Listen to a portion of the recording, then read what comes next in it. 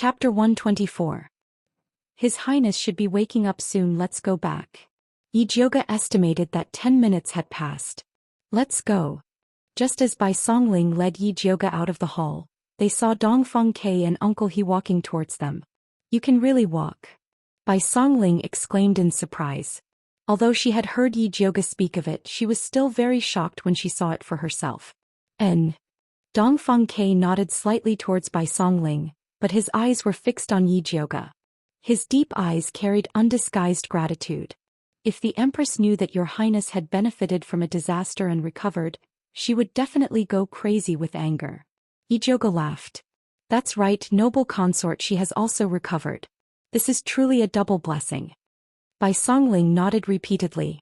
Dongfeng Ke had originally wanted to bide his time and hide his injuries, but after hearing Yijioga's words he immediately nodded. I will tell Imperial Father this good news. He had endured for so long, it was time to retaliate. Then I must quickly refine 2 more poison testing pills for you and noble consort Shi. Although the poison in Dongfeng Ke's body had been cleared, eating another one could still suppress the spread of the Ice Spider King's poison. Right, hurry up. This matter cannot be delayed. Bai Songling nodded repeatedly. What poison testing pill? Dongfeng Ke asked suspiciously. Yijioga and Bai Songling glanced at each other, both deciding to keep this matter a secret.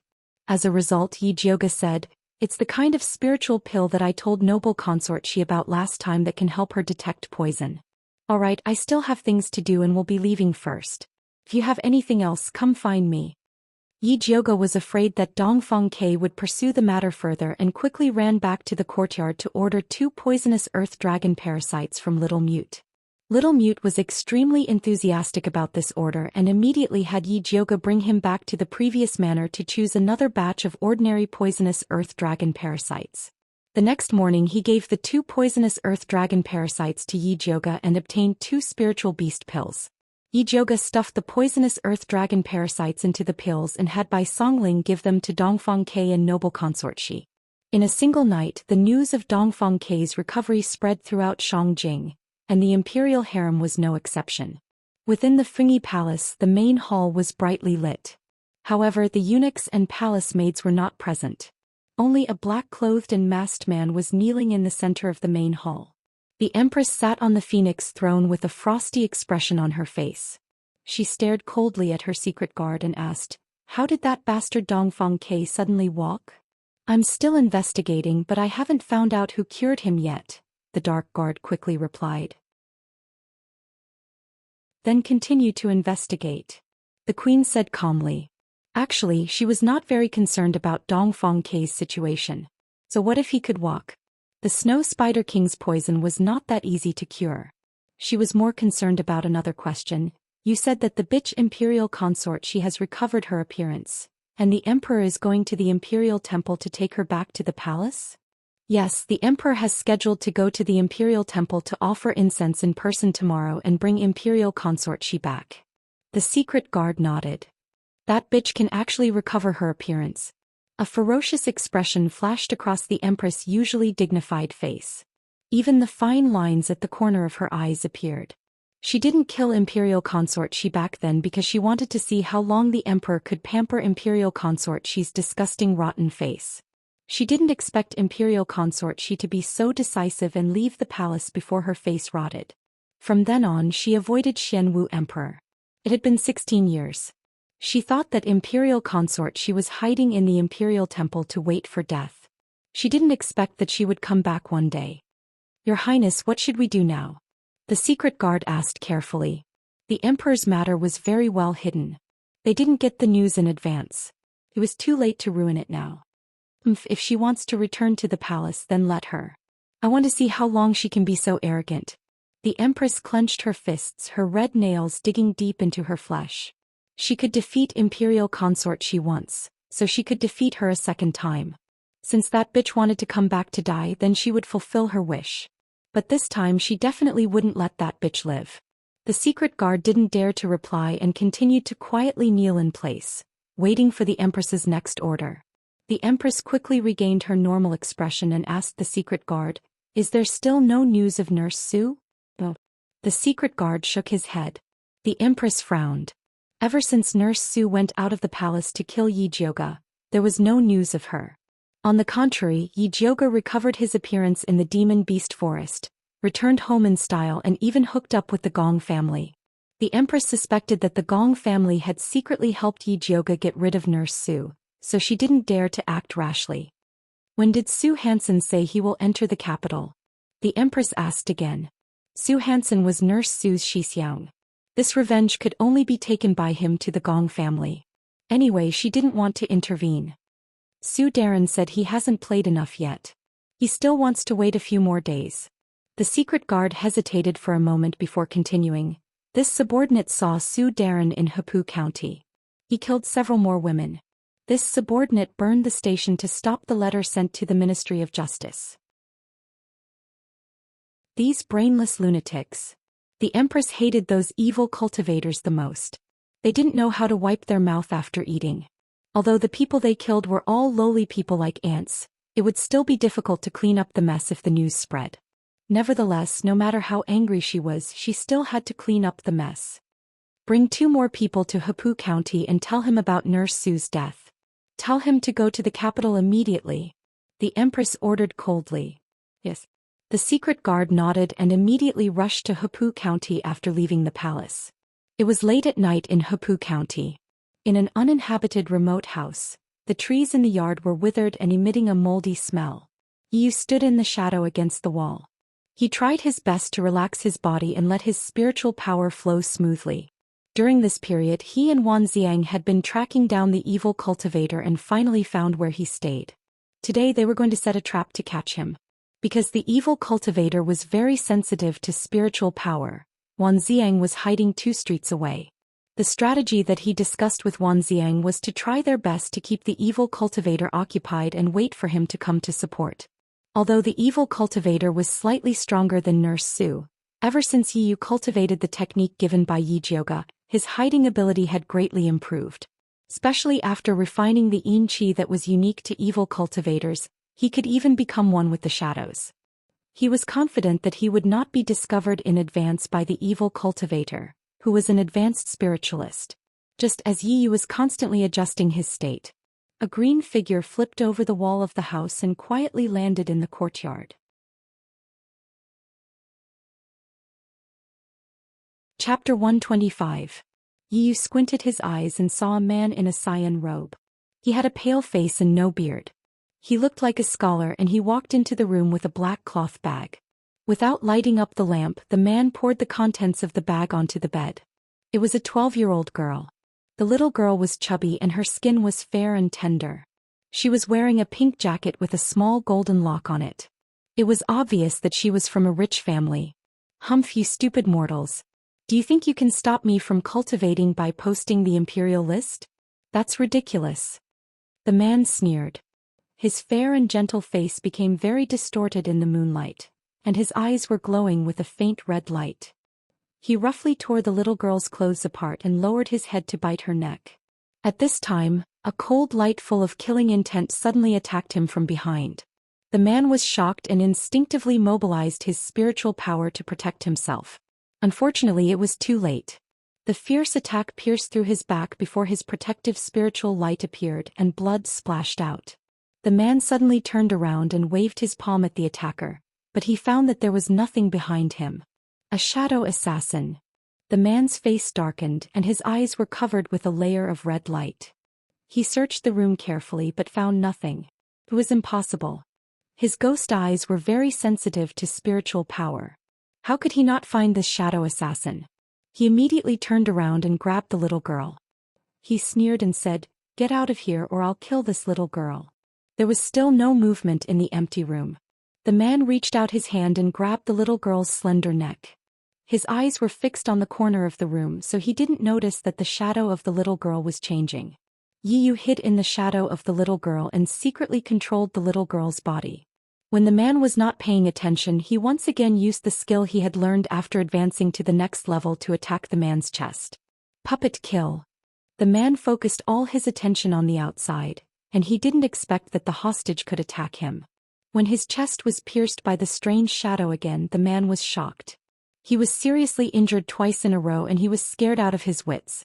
The scariest thing was that he still hadn't discovered where the enemy was. In his panic he did not dare to stay any longer. He threw the little girl aside and ran away. Yu staggered out of the shadows. His face was as white as a ghost. The two attacks just now had exhausted all of his spiritual power. He stretched out his hand to catch the little girl who collapsed to the ground. Fortunately, the little girl did not suffer any serious injuries. Yu placed her in a corner and took out one of the spirit recovery pills that Yi Jioga had given him. Dense spirit energy filled his dantian. Yiyu's eyes lit up. He immediately got up and followed the aura left behind by the green-robed evil cultivator. Although Wan Xiang had told him not to act on his own, it would be difficult to find the green-robed evil cultivator in the future if he didn't chase after him now. By the time Wan Xiang arrived at the house, there was only the unconscious little girl in the house. That damned Yiyu, how dare he act on his own? Wan Xiang's face darkened with anger. Previously he had already made an agreement with Yiyu that if they could not make the evil cultivator stay, they would wait for him to come over and think of a solution together. In the end he actually chased after the evil cultivator himself. Yiyu's real level was only that of an intermediate spiritualist. Even with the spirit recovery pills that Yi Jioga had given him, it was impossible for him to kill the evil cultivator. Wan Xiang looked around carefully, but he could not tell which direction Yiyu had gone. He could only send the little girl back to the yamen first. At this moment two strange auras suddenly came from outside the house. Wan Xiang jumped onto the beam with the little girl and hid himself. He saw two men in black climbing over the wall of the courtyard and respectfully reporting to the house. Sir Su, wet nurse Su is missing. The Empress invites you to the capital as soon as possible to discuss an important matter. Sir Su. So the evil cultivator's surname is Su. He is indeed with the Empress. Wan Xiang squinted his eyes. After putting the little girl on the beam, he mobilized his spiritual power and was ready to attack. The two men in black were wondering why Sir Su did not respond. When they were about to enter the house to check on the situation, they saw two red lights flying out of the house and hit their acupuncture points. Wan Xiang jumped out of the house, only to find that the two men in black saw that the situation was not good, and had already killed themselves with the poison in their teeth. The Empress is indeed ruthless. Wan Xiang carefully examined the two men in black. Although he didn't find any clues on them, but from what they said just now he could infer that the evil cultivator surnamed Su must have gone to Shangjing. After Wan Xiang hurriedly sent the little girl to the yamen, he immediately rushed to the capital to find Yi Jioga. At this moment, Yi Jioga was in the Violet Forest Park concocting a bone-nourishing pill for Yi Rui. During this period of time, the little lass's body was growing and she often felt that her bones were aching. Yi Jioga planned to refine some bone-nourishing pills for her. He didn't expect to receive an urgent message from Wan Xiang right after he finished refining the elixir, saying that Yi Yu had disappeared. Yi Jioga didn't even have time to change his clothes and hurriedly went to the Yu Wu tea house. He saw Wan Xiang sitting on a chair. He was travel-worn, his face was full of fatigue and there were dark circles under his eyes. It seemed that he had just rushed over from Hepu County. Bai Songling, who was sitting next to him, also looked solemn. Why is Yi Yu missing? Yi Jioga sat down and asked. After we found the evil cultivator's place, we agreed to deal with him together. I didn't expect that Yi Yu would chase after him without permission. Wan Xiang frowned. Could he have been taken away by the evil cultivator? Yi Jioga was most worried about this. No, there was only the evil cultivator's blood in the house, not Yi Yu's. Yi Yu must have used the secret skill on the evil cultivator twice, then ate the spirit recovery pill and forced himself to chase after him. Wan Xiang recounted the scene, including the two men of sacrifice sent by the Empress. Why is the Empress in such a hurry to find this evil cultivator surnamed Su? Yi Jioga thought of another question when he heard that Yi Yu was fine. What else can he do besides harm people? No, logically speaking, Yi Yu should have exhausted his spiritual power after using the secret skill twice. How can he still have the strength to chase after that evil cultivator Su? Bai Songling asked doubtfully. A normal spirit recovery pill could only restore 30% of spiritual power at most. Could it be that the spirit recovery pill that Yi Yu ate was especially powerful? Although the spirit recovery pill made by Miss Yi is only a level 2 elixir, Its efficacy is comparable to a high level 3 elixir. Wanxiang nodded. However, no matter how powerful the spirit recovery pill was, it could only quickly restore spiritual power. Could not do anything about the essence, qi and spirit. That was why he was so worried about Yiyu. Chapter 126. How many recovery pills do you have left? Bai Songling asked Wanxiang. He remembered that Yi Jioge had given him 2 bottles of this pill, but Wanxiang had taken it all for himself. Is this the time to talk about this? Wanxiang glared at Bai Songling. Yiyu's life and death were unknown, but this money grubber only remembered to ask about the spirit recovery pill. What did this make Yi Jioge think? Bai Songling smiled awkwardly and said, I'm just worried that Yiyu's spirit recovery pill isn't strong enough, so I asked you to take one to study. You don't have to worry about that. There's absolutely no problem with the pills I've refined. Yi Jioge waved his hand and said, since Yiyu isn't injured then he should be fine.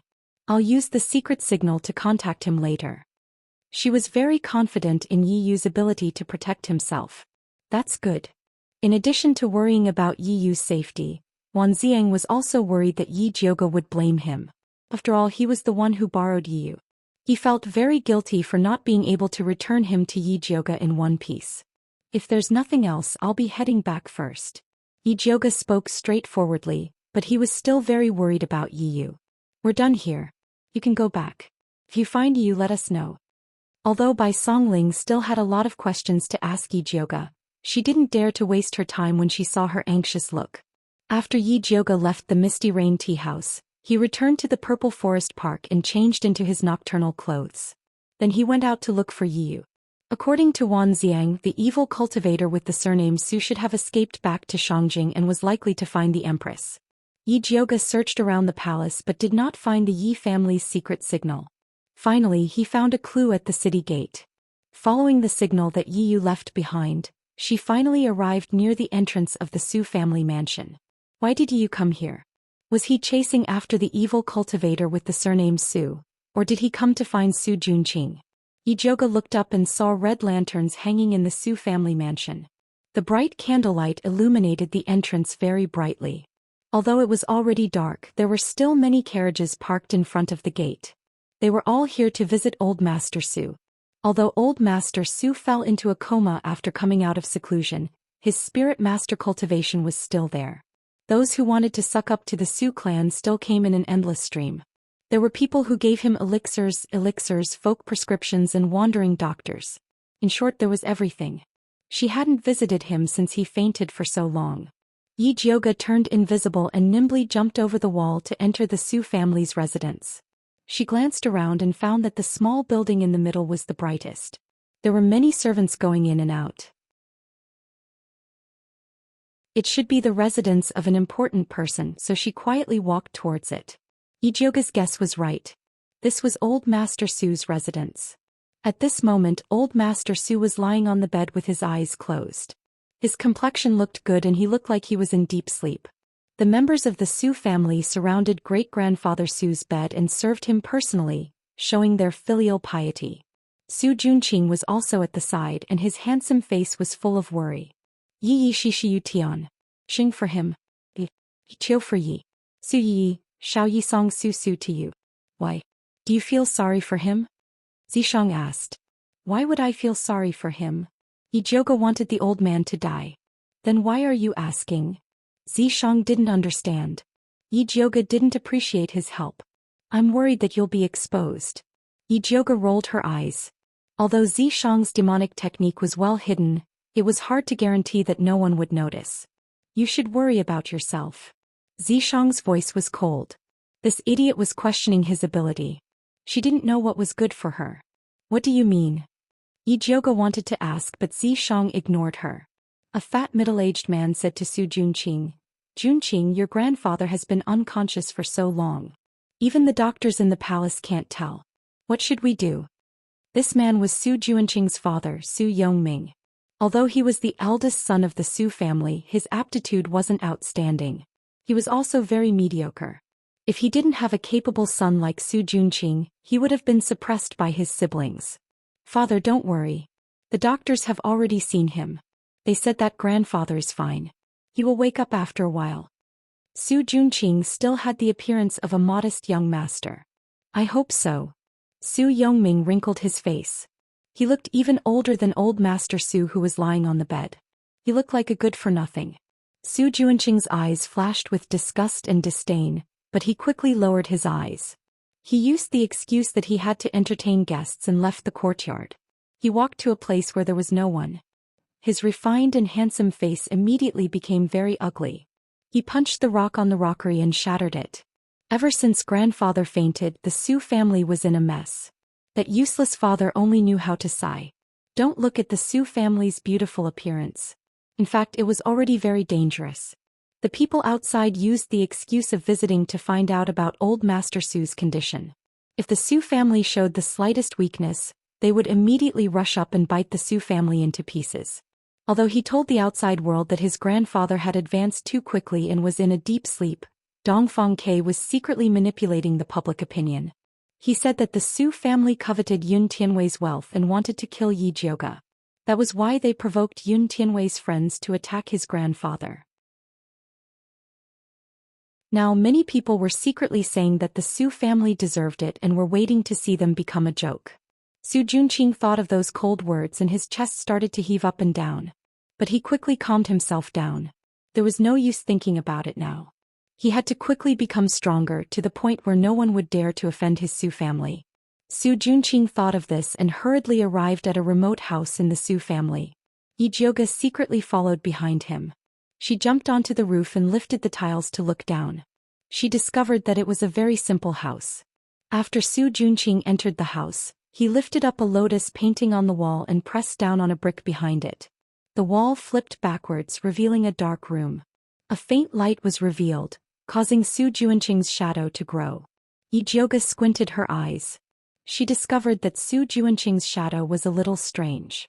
She immediately opened her spiritual eye to take a look and almost cursed out loud. Yi Yu, that extremely daring fellow, was actually hiding in Su Junqing's shadow. He was simply playing with fire.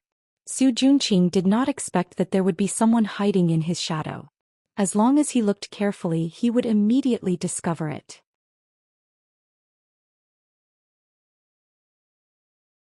Chapter 127. At this moment, Su Junqing didn't notice anything unusual and stepped into the secret room. Yi Yu hid in his shadow and followed him in.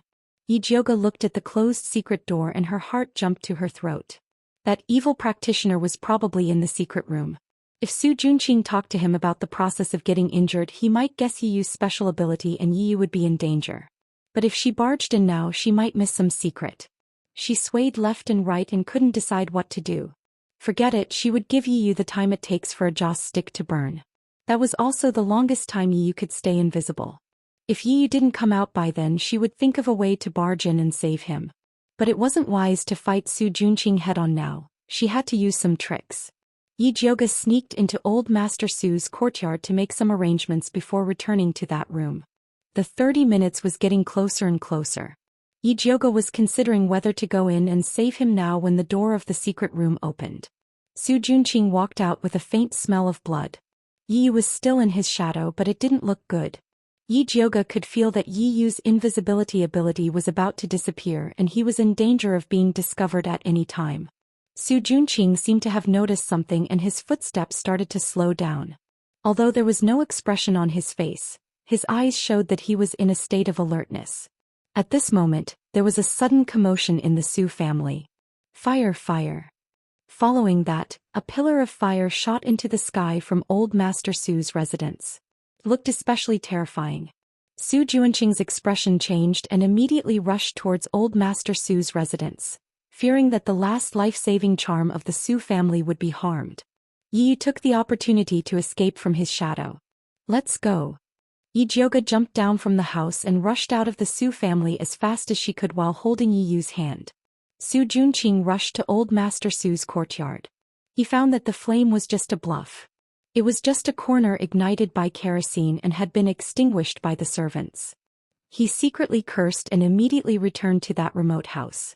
He carefully checked the inside and outside of the house but didn't find anything unusual. He pondered for a moment, then took out a small porcelain bottle, opened it and blew on the ground. A layer of red powder fell to the ground, revealing 2 footprints, one big and one small. It was obvious that a man and a woman had stopped here just now. Su Juanqing's expression was solemn as he sprinkled the red powder on the floor of the darkroom. This time there were 2 footprints of slightly different sizes. One after the other, it was simply a matter of time. One of them was his. The other, doubtless, lurked in his shadow. Shadow assassin. Su Juanqing narrowed his eyes and muttered to himself, I didn't expect that kid Yu to advance so quickly. I've underestimated him. However, this kid actually dared to come looking for trouble with me. He's courting death.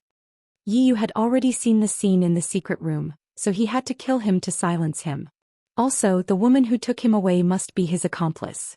He had to find her too.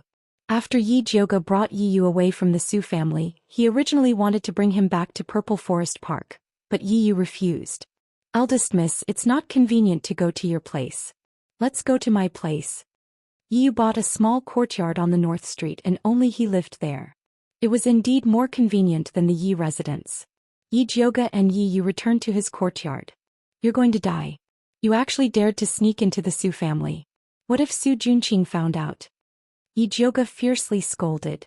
Su Juanqing had an intimate relationship with sister Yu before, so he might have already learned about the Yi family's cultivation technique from her. As long as he thought about it carefully, it would not be difficult to discover the secret of Yu advancing into a shadow assassin. I'll be careful next time, Yu weakly said. His face was pale and his eyes were black as if he had been beaten. His body was on the verge of collapse, and it was obvious that his spirit had been overdrawn. Seeing him like this, Yi Jioge could not bear to continue scolding him. He took out a bottle of Peiyuan Dan and stuffed it into Yiyu's hands. Quickly eat it. After Yiyu swallowed the Dan, he immediately felt his whole body relax, and the exhaustion he felt began to subside. He silently put the jade bottle into his clothes. The eldest Mrs. Pills were all good and he must cherish them. Seeing that Yiyu had recovered, Yi Jioge asked, What did you see when you followed Su Juanqing into the secret room? Yiyu's face was solemn and he slowly said, I saw the corpse of that evil cultivator called Su Xian. Corpse? What do you mean? That evil cultivator was killed by you? Yi Jioge raised his eyebrows and asked. Didn't they say that the evil cultivator was an advanced spiritualist? Even if Yiyu's sneak attack was successful, he would not have killed him. I didn't kill him, it was Su Juanqing. Yiyu said word by word. Su Juanqing? Yi Jioge was shocked and he asked, why did he kill that Su Xian? Weren't they together? They were indeed together. That Su Xian was Su Juanqing's senior brother. But when Su Juanqing saw that his senior brother was injured, he did not want to save him. Instead he killed him to cultivate. Yi recalled how Su Juanqing sucked his blood just now and his stomach began to churn. Who would have thought that such a handsome man would turn out to be a cruel, heartless and insane pervert? Su Juanqing killed his fellow disciple. Isn't he afraid that other disciples will find out? Yi Jioge felt that it was a little unbelievable. No matter how evil a cultivator was, he would not kill his fellow disciple like that. From the looks of it, Su Juanqing is planning to push this crime onto someone else. Needless to say, this someone was naturally Wanxiang. Su Juanqing's wishful thinking is very good. Not only can he increase his cultivation, but he can also get rid of Wanxiang, the thorn in his side. Yi Jioge had a deeper understanding of Su Juanqing's shamelessness. We must not let Su Juanqing succeed. Yiyu gritted his teeth. Unfortunately, that Su Xian is already dead and there is no evidence now. This is really difficult. Yi Jioge shook his head. If Su Xian's fellow disciples were here, they would definitely believe Su Juanqing's words. Yiyu was silent. He suddenly felt that him and Wanxiang ambushing Su Xian was simply a joke. They did not get anything out of him and instead they gave Su Juanqing a big meal. Don't think too much, this is not your fault. Who knew that Su Juanqing would be so abnormal? Yi Jioge saw that Yiyu was depressed, so he comforted him. No matter what, Su Xian is dead and there is one less evil person. Yiyu nodded his head. He could only comfort himself like this.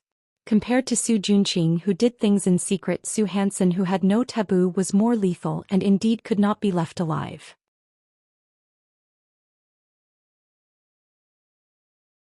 Chapter 128. Brother Wan is very angry that you left the group and went after him on your own. Find a time to apologize to him and don't act on your own again. Yi Jioga didn't want to leave a knot between them because of this. I'll go find Wan Xiang later.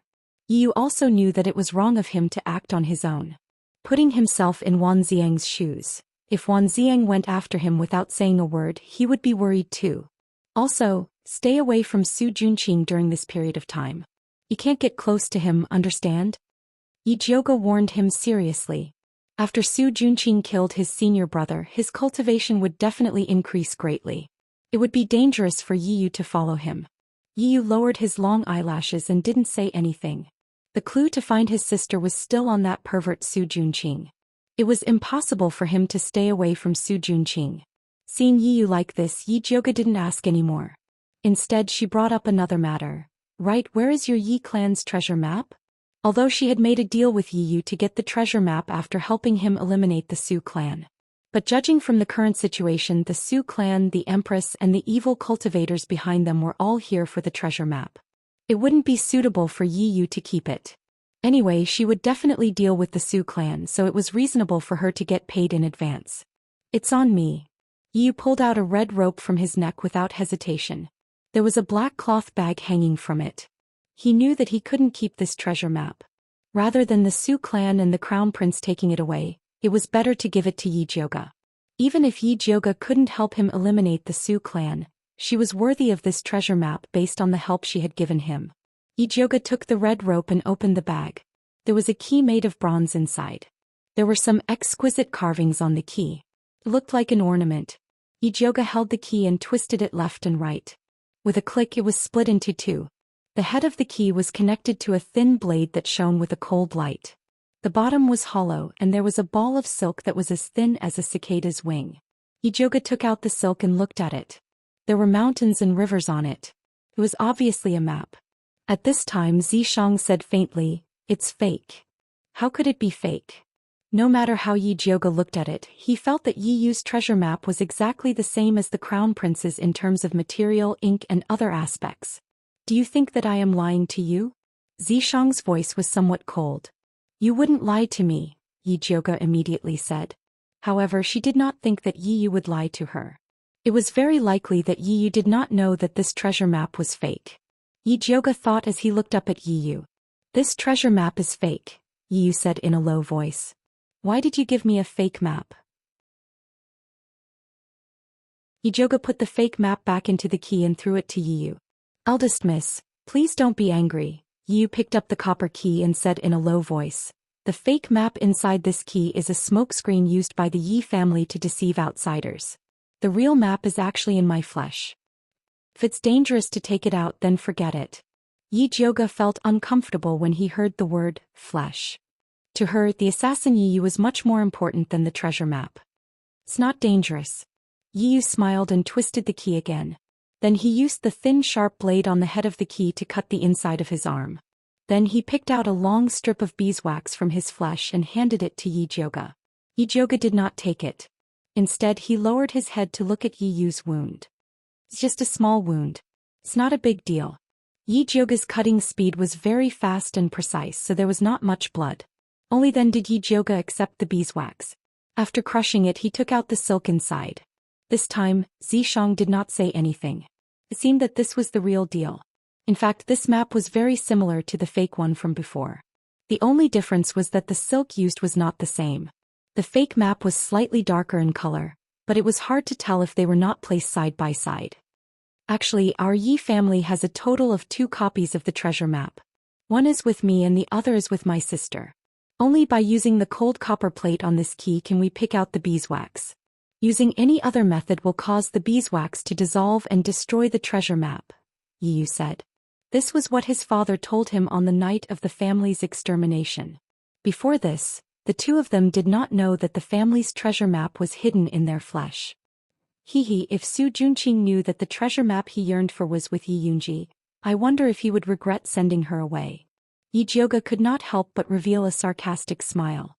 I believe that my sister will want to tell him personally. A dark light flashed in Yi Yu's eyes.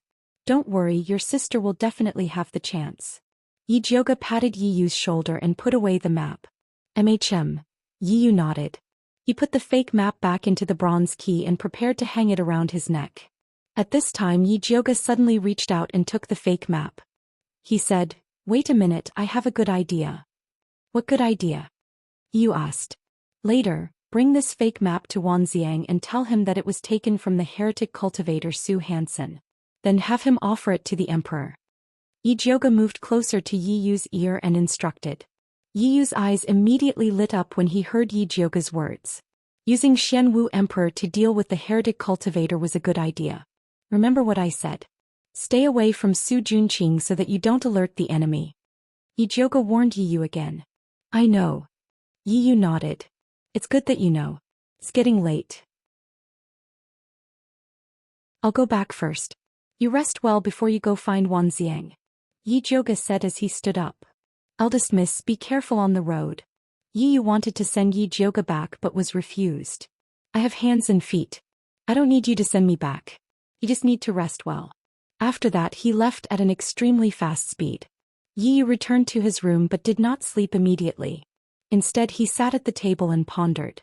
The dim yellow light shone on his smooth and beautiful face. The red mole between his eyebrows shone even more brightly. In fact, he had heard some things about Su Junqing and Zhou Xian in the secret room. They both came from a heretic sect called the Bloodthirsty sect. The heretic sect was located in a mountain 3,000 miles to the west. Su Junqing had offered his sister to the sect as a tribute. Yi Yu looked up at the dark sky palace and made up his mind. After helping Yi Jioge settle the matters here, he would go there to find clues about his sister. At this time in the Blood Cloud Peak 3,000 miles away from Shangjing, there was a gloomy cave filled with small black lamps. There was no oil in the small lamps. Dark red candlelight floated on the lamps. At this time a small lamp suddenly went out. The name under the lamp was Zhou Xian.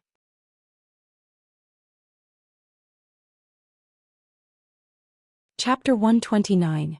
Motherf *Ker even old Su died. A short man's expression changed when he saw Zhou Xian's extinguished soul lamp. He immediately carried the soul lamp through one dark tunnel after another until he arrived at the door of a large cave. There were 2 guards at the door. When they saw him rush over, they smiled and said, "Skinny monkey, why are you in such a rush?" "Not good, old Su's soul lamp extinguished," Skinny monkey said anxiously. The 2 guards glanced at each other, their expressions somewhat solemn. One of the guards said to Skinny monkey, "Wait here, I'll go in and report to the ancestor." Skinny monkey obediently waited where he was. A moment later the guard came out and let Skinny monkey in. Skinny monkey tidied up his clothes and walked into the ancestor's cave with the soul lamp. The cave was extremely luxurious. There was a red carpet on the floor and it was filled with good wine and delicacies. Night pearls hung from the ceiling. There was a large, soft couch at the top, and a beautiful woman wearing a red veil was lying on it. A skinny old man was lying on top of her, burying his head in the woman's neck and greedily sucking her blood. Skinny monkey smelled the blood with spirit energy and couldn't help but gulp. He raised his head and peeked at the veiled woman. Her skin was as white as jade and her facial features were exquisite. Her long eyelashes were like little fans, and there was a red beauty mark between her eyebrows. After the black-clothed old man sucked enough blood, he got up from the woman and looked at Skinny monkey. His face was skinny like a dried corpse and his eyes were sunken in. There was an indescribable ruthlessness to him, and his body gave off a thick smell of blood. This old man was called Bloodthirsty Ancestor. He was a high-level spirit master and was only 1 step away from becoming a great spirit master. He was the most terrifying existence in this mountain. He used the bewitching art and blood spirit art to create Bloodthirsty sect. He took in many disciples and taught them evil techniques. He had them go find women with spirit roots to be his blood slaves. The veiled woman pulled up her clothes and obediently knelt by the old man's feet. Her head was still on his thigh and she looked like a cute Persian cat. The old man stroked the woman's soft hair in satisfaction. He looked up at the skinny monkey and asked, "What's the matter?" "Old ancestor, Zhou Xian's soul lamp has been extinguished." Skinny monkey stepped forward and respectfully placed the soul lamp on the table in front of the old ancestor. Forefather Bloodthirsty picked up the soul lamp and glanced at it. His wizened face beamed a sinister smile as he said coldly, Shangjing is really a place with crouching tigers and hidden dragons. 2 of my disciples died. Bloodthirsty's forefather put down the soul lamp and asked, "What did Su Junqing say?" Ancestor Su Junqing has sent a letter saying that a few spiritualists from the Ministry of Justice have discovered that he is collecting young girls. They have been pestering him and saying that Yun Tianwei's granddaughter Yi Jioga is always opposing him. Thus he wants to ask Ancestor to send a few disciples with high cultivation to support him. The thin monkey-like person respectfully said. If he can't even deal with a few spiritualists, Su Junqing is really trash. Bloodthirsty's forefather sneered. Ancestor is right. However, Su Junqing is cultivating alone and can't receive guidance from Ancestor, so his cultivation is naturally lacking. Ancestor, please forgive him this time for the sake of his filial piety. After all, his status in the Su family is quite beneficial to our bloodthirsty sect. The thin monkey-like person flattered. Although the spiritual ladies that Su Junqing sent back were all enjoyed by the forefather, the taste of the other girls was not bad. Speaking of Su Junqing's filial piety, Bloodthirsty's forefather couldn't help but look down at the veiled beauty with a satisfied expression. He then ordered, "All right, call Lu Yunfei over." Ancestor, you want to send senior sister Lu Yunfei out?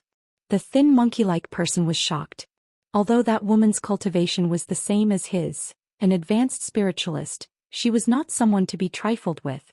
Most of the people in Bloodthirsty sect were men, so they usually used women's blood to cultivate. Women with spiritual roots were their favorite. For a woman like Lu Yunfei to be able to gain a foothold in Bloodthirsty sect, it went without saying how powerful she was. That's right. Didn't Su Junqing want to find someone with a high cultivation? There is no one more suitable than Lu Yunfei. Bloodthirsty's forefather waved his hand and said, "Go quickly." Yes. The thin monkey-like person quickly retreated. Not long after, a girl wearing a pink dress walked in. She looked to be around 16 years old and had a cute appearance. When she smiled, there were 2 dimples on her face. When she walked, she bounced up and down like an innocent girl. What orders does Ancestor have for Lu Yunfei? Lu Yunfei blinked her big eyes and asked Bloodthirsty's forefather. Su Hansen and Nanny Su's soul lamps are extinguished. Go to Shangjing and refine the people who killed them. Then help Su Junqing finish the task I gave him. Also bring back that girl called Yi Jioga. She is Yun Tianwei's granddaughter. She must taste good. Bloodthirsty's forefather revealed a gloomy expression. He couldn't help but rub the veiled woman's hair a little harder. Meow. The veiled woman suddenly let out a meow. Then she hit Bloodthirsty's forefather unhappily and turned her head away. Little treasure, it's my fault. I was too engrossed in my thoughts and accidentally hurt my little treasure. Bloodthirsty's forefather wasn't angry when she hit him. Instead, he smiled and coaxed the veiled woman. The veiled woman slowly turned around and rested her head on Bloodthirsty's forefather's thigh. Her watery eyes met Lu Yunfei's. Lu Yunfei looked at the red mole between the veiled woman's eyebrows. She suddenly pointed at her and said to Bloodthirsty's forefather, "Forefather, after I bring back that Yi Jioga, can you give her to me?" "You want her?" Bloodthirsty's forefather asked curiously. "Yes, I like her face and that red mole. I want to peel off her skin for my collection." Lu Yunfei revealed an innocent smile.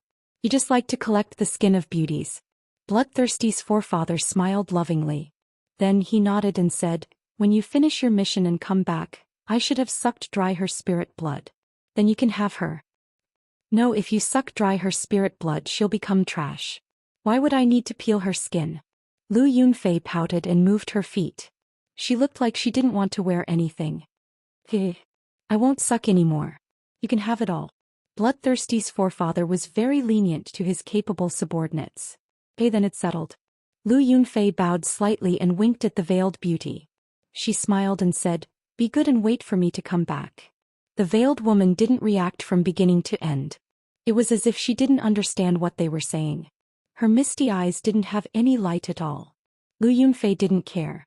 She waved at the veiled woman and skipped out of the room. She looked in the direction of Thunder Country and revealed a bloodthirsty smile. She said darkly, "Yi Jioga, right? I want to see what you can do." Then her figure flashed and disappeared.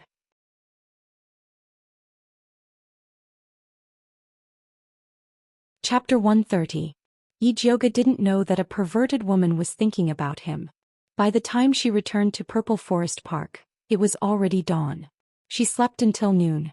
When Mother Qing came in to serve, she couldn't help but mutter, "Miss, why do you have to go out at night to do something?" "Of course it's something important. Don't ask."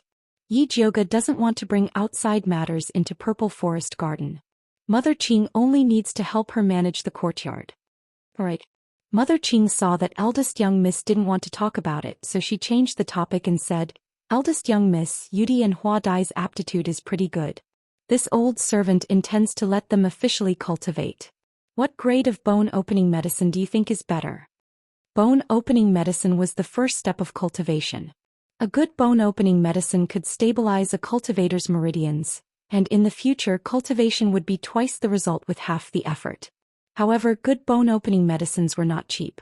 Normally, it would be good if a large family could buy a set of middle-grade medicine to nurture their own subordinates. There's no need to buy them. I'll concoct the bone-opening medicine for them. Yijioga had a pretty good impression of these two maidservants. Although she doesn't have a spiritual root, she can still be a good helper to Mother Qing if she cultivates well. After all, Mama Qing was old and Yijioga wanted her to enjoy her old age in peace. "Then this old servant will thank you on behalf of the two young maidservants," Mother Qing said with a smile. In her heart, eldest young miss was an even better alchemist than master. To be able to have the eldest miss personally concoct the bone-opening medicine, it was truly a great fortune. "Call Hua Dai and Yu Dai in. I'll check their bones first." Yijioga had to examine them properly before he could concoct the bone-opening medicine.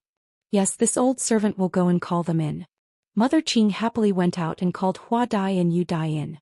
When the two maidservants found out that the eldest young miss was going to personally concoct the bone-opening medicine for them, their faces were filled with unconcealable excitement.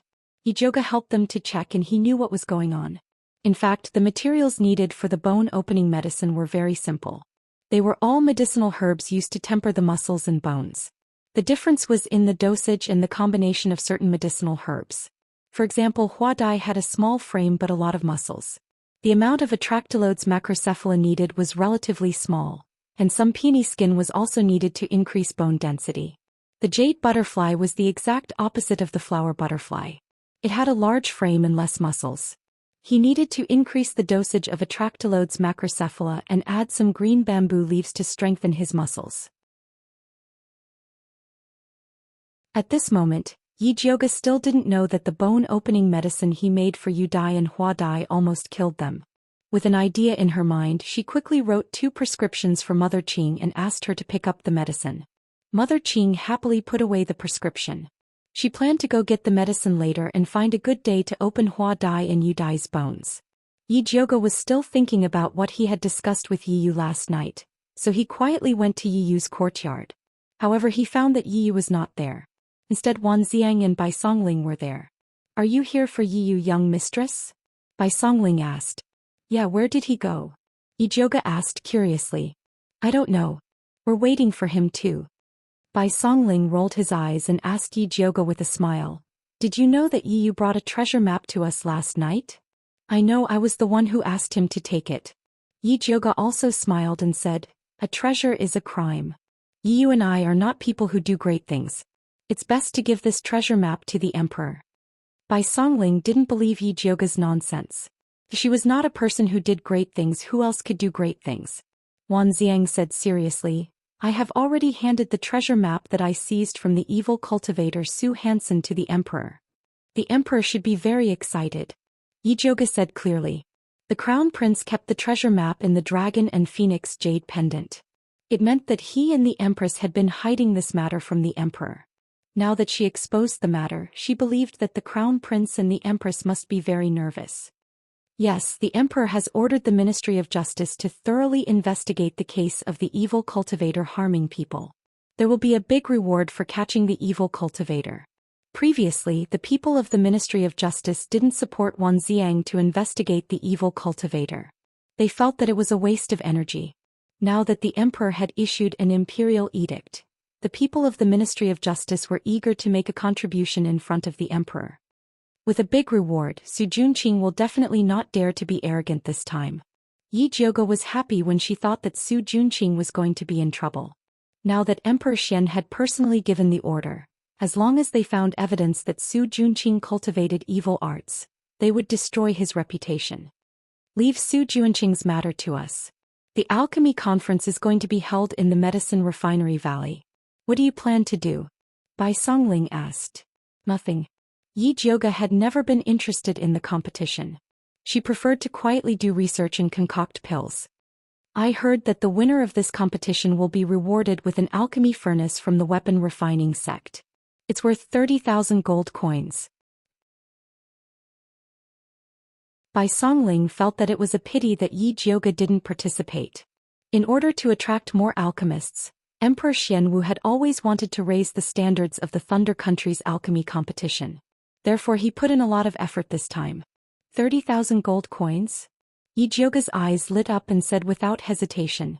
Okay, I will participate. Although she hated competitions, she didn't hate receiving awards. Other than the Thunder Country's alchemists, there will be many alchemists from other places participating in the competition. When the time comes, the trade fair will be very lively. You might be able to exchange for something good. Bai Songling revealed another piece of information. He and Dongfang Ke were very concerned about this alchemy competition. They hoped to find out more about the fire dragon grass from the alchemists who came from all over the world. After all, they needed the fire dragon grass to completely eradicate the poison in Dongfang Ke's body. Okay, let's go take a look. Yi Jiuge was very interested in the trade fair. She could sell the blue jade seaweed that she had collected at the bottom of the lake. Oh right, your father, Grandmaster Yi, is one of the judges for this alchemy competition. He has a spot that can be guaranteed to the last round. Do you want to ask him? Although Bai Songling was very confident in Yi Jiuge's alchemy skills, it would save a lot of effort if he could be guaranteed a spot in the last round. There's nothing to ask. You will definitely give the spot to Yi Xianxian. This was a definite thing. Yi Jiuge didn't care about that spot. As long as Yi Yuxuan didn't bother her, she would be happy. Do you want to ask the Prince of Dongling to help you get a spot? Bai Songling asked. Although it was difficult to get a spot in the alchemy competition, it wasn't impossible as long as one worked hard. There's no need to go through so much trouble. I'll just kill my way in. Yi Jiuge waved her hand. If she couldn't even pass the first few rounds, how could she bring the 30,000 gold cauldron home?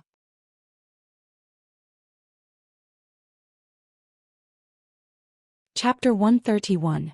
The first few tests weren't very difficult, there shouldn't be a problem. Bai Songling told him some news about the alchemy competition. Yi Jiuge remembered it very carefully. After talking about the alchemy competition, Bai Songling thought of something else. By the way, Imperial Consort, she wants to invite you to the palace in 3 days. Why does she have time to see me? Yi Jiuge raised his eyebrows and asked. Ever since Emperor Xianwu welcomed Imperial Consort Shi back with a 10-mile red carpet, he spoiled her to the core and even wanted to build a new palace for her. However, Imperial Consort Shi insisted on living in Jinxiu Palace, so Emperor Xianwu had the Ministry of Works work day and night to repair Jinxiu Palace. During this period, he arranged for Imperial Consort Shi to live in the side hall of his palace. This kind of love was unprecedented. Now people in Shangjing were talking about it. Her Highness misses you very much. If it wasn't for so many things before, she would have invited you to the palace long ago. Bai Songling said. When Imperial Consort Shi first entered the palace, it was indeed very messy. But now that Jinxiu Palace had been repaired, she had time to invite Yi Jiuge to the palace to talk about the old days. Thank you for your love. Is she living well in the palace? Yi Jiuge asked with concern. Although everyone said that Imperial Consort Shi was the most favored in the palace, it still depended on whether the Empress was up to no tricks. Very good. Since Her Highness returned, the Emperor hasn't stepped into the Empress Fengyi Palace. Bai Songling knew that Imperial Consort Shi could hold the Emperor firmly. Her Highness is in the limelight, but didn't the Empress say anything? Yi Jiuge asked strangely. This wasn't in line with that vicious woman's usual behavior. Why not? The second day after her return, the Empress poisoned her. Fortunately, she discovered it in time. Not only did the Empress's scheme fail, but she was also defeated by her. Bai Songling looked at Yi Jiuge gratefully. If she hadn't discovered the effect of the poisonous earth dragon, Imperial Consort Shi probably wouldn't have escaped the Empress's hands. Oh, how did she defeat the Empress? Yi Jiuge asked with interest. Ask her after you enter the palace. Bai Songling smiled mysteriously. She believed that the Empress would want to tell Yi Jiuge this good news personally. All right. Yi Jiuge knew that Bai Songling was tight-lipped. He would never ask about things that he didn't want to say. Wan Xiang quietly listened to their conversation. Suddenly his expression changed. He waved his hand toward the left corner and shot out a red spirit light. He shouted, "Who is it?" "I should be the one asking who you are," Yi Yu said in an annoyed tone as he revealed himself. These fellows had occupied his courtyard and even wanted to kill him. Was there any justice in this world? Where did you go? Yi Jiuge saw that Yi Yu was still wearing night clothes and couldn't help but frown as he asked, "You couldn't have gone to find Su Junqing, right?" "I didn't go to the Su family. I just went to the Crown Prince's residence to see if he colluded with Su Junqing recently," Yu said. The Crown Prince rarely stayed in the Eastern Palace. He usually stayed in the Crown Prince's manor outside. "What did you discover?" Yi Jiuge asked. "The Crown Prince is in charge of the alchemy competition this time. He has been very close to Yi Xianxian recently. If you participate in the alchemy competition, you have to be careful of those two." When Yi Yu came in, he heard Yi Jiuge talking about the alchemy competition. "Even if I don't participate in the alchemy competition, I will still be careful of those two. If the Crown Prince dared to make a move, Yi Jiuge would definitely make him lose a mouthful of teeth." Yi Yu also knew Yi Jiuge's ability, so he didn't say anything more. He looked at Wan Xiang and Bai Songling. "Why did you come to find me? I originally wanted to ask you about the treasure map, but there's no need for that now." Yi Jiuge had already told Wan Xiang what he wanted to know. He was still worried about the Ministry of Justice, so he pulled Bai Songling to leave. Before leaving, Bai Songling repeatedly reminded Yi Jiuge not to forget to go to the palace to see Imperial Consort Shi. Yi Jiuge said that he would definitely go to the palace on time. After Wan Xiang and Bai Songling left, Yi Yu said to Yi Jiuge, "According to my investigation, the alchemy competition has always been held in Shangjing. This time it has been held in the Medicine Refining Valley. Furthermore, the Crown Prince volunteered to do it. I always feel that it's strange." "It is indeed a bit strange." Yi Jiuge frowned slightly. The Crown Prince had always thought highly of himself and had never personally arranged such things. "Keep an eye on the Crown Prince. If there are any abnormalities, report to me immediately." In any case, the danger of keeping an eye on the Crown Prince was much lower than that of keeping an eye on Su Junqing. "All right." Yi Yu nodded. After sending Yi Jiuge off, he snuck into the Crown Prince's residence. At this time, the Crown Prince was in the Fingyi Palace reporting to the Empress about the preparations for the alchemy competition. "Mother, everything in the Medicine Refining Valley has been prepared. We just need to wait for the alchemy competition to start," the Crown Prince respectfully replied. He had been busy with this matter during this period of time. He had only hurried back when he heard that Dongfeng Ke, that bastard, had actually recovered from his injuries. Those court officials who had once wanted to support Dongfeng Ke were beginning to stir. If it wasn't for his mother telling him that Dongfeng Ke had been poisoned by the Spider King's poison and that there was no cure, he really wouldn't have been able to sit still. The Empress was wearing a long robe embroidered with phoenix feathers and sat upright on the phoenix throne. Her usually dignified and virtuous face was completely gloomy, as if she hadn't heard the Crown Prince's words. The Crown Prince stealthily glanced at the Empress. After thinking for a moment, he cautiously asked, "Could it be that mother is angry on behalf of noble consort Shi? Is that slut worth this consort's anger?" The Empress's thin eyebrows jumped, her killing intent overflowing. "Mother's right. He's just a slut. So what if she has temporarily obtained Imperial Father's favor? As long as mother uses a few methods, you will definitely be able to make her die without a burial." The Crown Prince tried to curry favor with the Empress. In these past years, there had been too many women who had mysteriously died in the palace. Even Dongfeng Ke had not been able to escape his mother's poison. Thus he was very confident in his mother. Unfortunately, no matter how he asked, his mother was unwilling to tell him just where she had gotten those mysterious poisons from. The Crown Prince felt that it was a bit of a pity. If he could also grasp the source of these poisons, then it would be easy to take care of those people he didn't like in the future. "Shut up." The Empress suddenly slammed the table, the anger on her face deepening. The Crown Prince's words had stabbed right into her sore spot. The poisons that had once been effective were now completely ineffective in front of noble consort Xi. She had even turned the tables on them.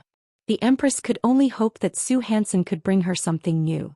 She hadn't expected that idiot to be killed by the Ministry of Justice before even entering the capital.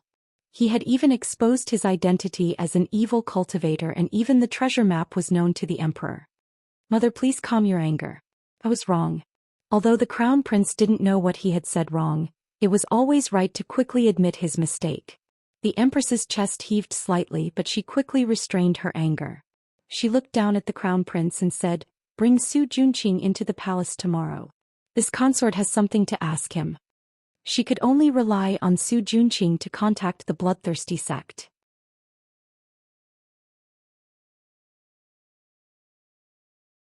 Chapter 132. Mother, if you have anything to say, just let me convey it. Why do you have to see that despicable person? The Crown Prince hated Su Junqing to the core. Don't make me say the same thing twice. The Empress's tone was cold and her sharp eyes were frightening. The Crown Prince's heart skipped a beat. He quickly cupped his hands and said, "I don't dare." "All right, you may leave." The Empress waved her hand impatiently. She had been hiding her relationship with the bloodthirsty sect from the Crown Prince because she didn't want him to get involved. The disciples of the bloodthirsty sect were crazy and had no bottom line. They might kill themselves one day. If she hadn't wanted to deal with Bai Linglong and her son and that bitch Imperial Consort she wouldn't have done this. It was all those damn guys' fault. The Crown Prince saw the Empress's ferocious expression and didn't dare to ask more. He quickly left the palace and went to the Su family. "Welcome, Crown Prince. Please forgive me for not going out to greet you." Su Junqing bowed respectfully. The Crown Prince glanced at Su Junqing and said in a condescending manner, "You may rise." "Thank you, Crown Prince." Su Junqing straightened up. His handsome face was full of smiles. He didn't feel humiliated at all. If this kid really knows how to act. The Crown Prince snorted in his heart and stepped back. He then said arrogantly, "Mother wants to see you. Tomorrow pretend to be a little eunuch and follow me into the palace." Actually, with Su Junqing's identity he could enter the palace openly, but the Crown Prince wanted to humiliate him this way. Which man in the world would be willing to pretend to be a eunuch?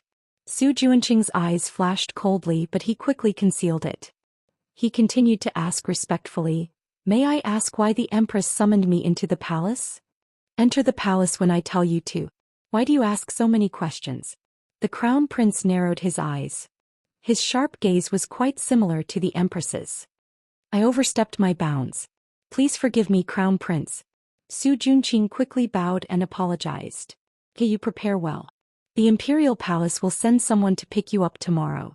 The Crown Prince was too lazy to talk to Su Junqing, so he left after saying this. After Su Junqing saw the Crown Prince off, his handsome face immediately darkened. The Empress must have summoned him because of Zhou Xian and the exposure of the treasure map. The situation in Shangjing had been complicated recently. The Ministry of Justice was arresting heretics everywhere. Since they couldn't catch the evil cultivator, they just randomly grabbed people to be their scapegoats, causing him to be unable to continue his business of selling virgin girls. Seeing that the delivery time was approaching, he began to worry. On the surface, he was the disciple of bloodthirsty ancestors' disciple. He was only a disciple of the bloodthirsty ancestors' disciple. Su Junqing didn't just want to cultivate. He also wanted to create a tense atmosphere in Shangjing so that Forefather Bloodthirsty would send more disciples with higher cultivation bases. This way he could not only complete the ancestors' task, but he could also use to eliminate Wan Lord. He didn't know that the ancestor. If it was a useless idiot like Zhou Xian, then don't blame me for using it to practice. Unless those people of Su the same his senior brothers and sisters in Kuden. Unless unless ancestor then. Ancestor not. Su either. The next day the Crown Prince sent someone to pick up Su Junqing, but he didn't let him be a eunuch. The next day the Crown Prince sent someone to pick up Su Junqing, but he didn't let him disguise himself as a eunuch. No matter how much the Crown Prince wanted to humiliate Su Junqing, he didn't dare to do so in front of the Empress. The Empress didn't sleep the entire night. Her face was gloomy as she sat on her throne like a statue. The palace maids and eunuchs of Fengyi Palace were so scared that they didn't even dare to breathe. The entire palace was as quiet as a tomb. It was only when the crown prince brought Su Junqing into the palace that it became lively. The Empress saw that Su Junqing's expression was much better. She found an excuse and had the crown prince, the palace maids and eunuchs leave, leaving only Su Junqing for questioning. The crown prince didn't expect that the Empress wouldn't even let him stay. Although he was unwilling, he didn't dare to disobey the Empress's orders. He could only blame this on Su Junqing. This subordinate greets the Empress. Su Junqing respectfully bowed to the Empress. At ease. The Empress raised her hand and went straight to the point. This consort needs a poison that can kill noble consort Shi in Dongfang, Quebec. What does the Empress mean? Didn't Su Mommy give you a lot of poisons? Su Junqing asked curiously. Su Mommy was an expert in poisons. After following the Empress for so many years, she should have a lot of poisons in her hands. Those poisons are useless against that bitch noble consort Shi, the Empress said fiercely. She had tried all the poisons in her hands in the past few days. Not to mention noble consort Shi couldn't even poison Zhou Mommy and Hong Xiu to death. She used to control the entire harem with these poisons, and everyone's life and death was in her hands. Now that she had lost this reliance, she was extremely unwilling and urgently wanted to take it back. It seems that noble consort She had a great opportunity and found a poison-repellent treasure. Su Junqing was very confident in the poisons refined by the bloodthirsty sect. Ordinary people wouldn't be able to resolve them. It is indeed possible. In fact, the Empress also had such doubts and had already secretly sent people to investigate. However, Hong Xiu's defenses were too strict, and her people couldn't enter Splendid Palace to search at all. If only Mommy Su was here. She would definitely be able to help her investigate these matters clearly. Other than poison, the second thing the Empress wanted was a helper like Mommy Su. Thus she said, "Have the bloodthirsty sect send another person for me. Empress, you also know that there are very few women in our sect. It's already very good to find a Mommy Su. It won't be easy to find another suitable person in a short period of time," Su Junqing said while shaking his head. He was telling the truth. The remaining women of the bloodthirsty sect were all perverts, and it was impossible for them to serve the Empress. What's so difficult about it? After a while, I'll let the Emperor select women. I can help you get any kind of woman you want. If these aren't enough, I can also send people to look for them among the people.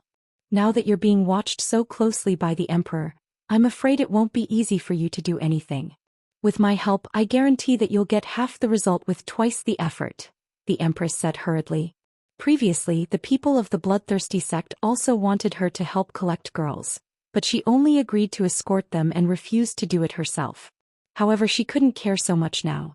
Su Junqing was quite tempted when he heard this, but he couldn't agree on behalf of the bloodthirsty sect's ancestor. He could only say, "I'll send a messenger pigeon back to the sect to send your request. As for whether the ancestor will agree, I can't guarantee it. No, I want you to send a message to the bloodthirsty sect's ancestor. Have him immediately send a female disciple into the palace to help me and bring a batch of useful poisons." The Empress sneered and said with a threatening tone, "Don't forget about the alchemy competition. If you can't satisfy my needs, don't blame me for turning against you."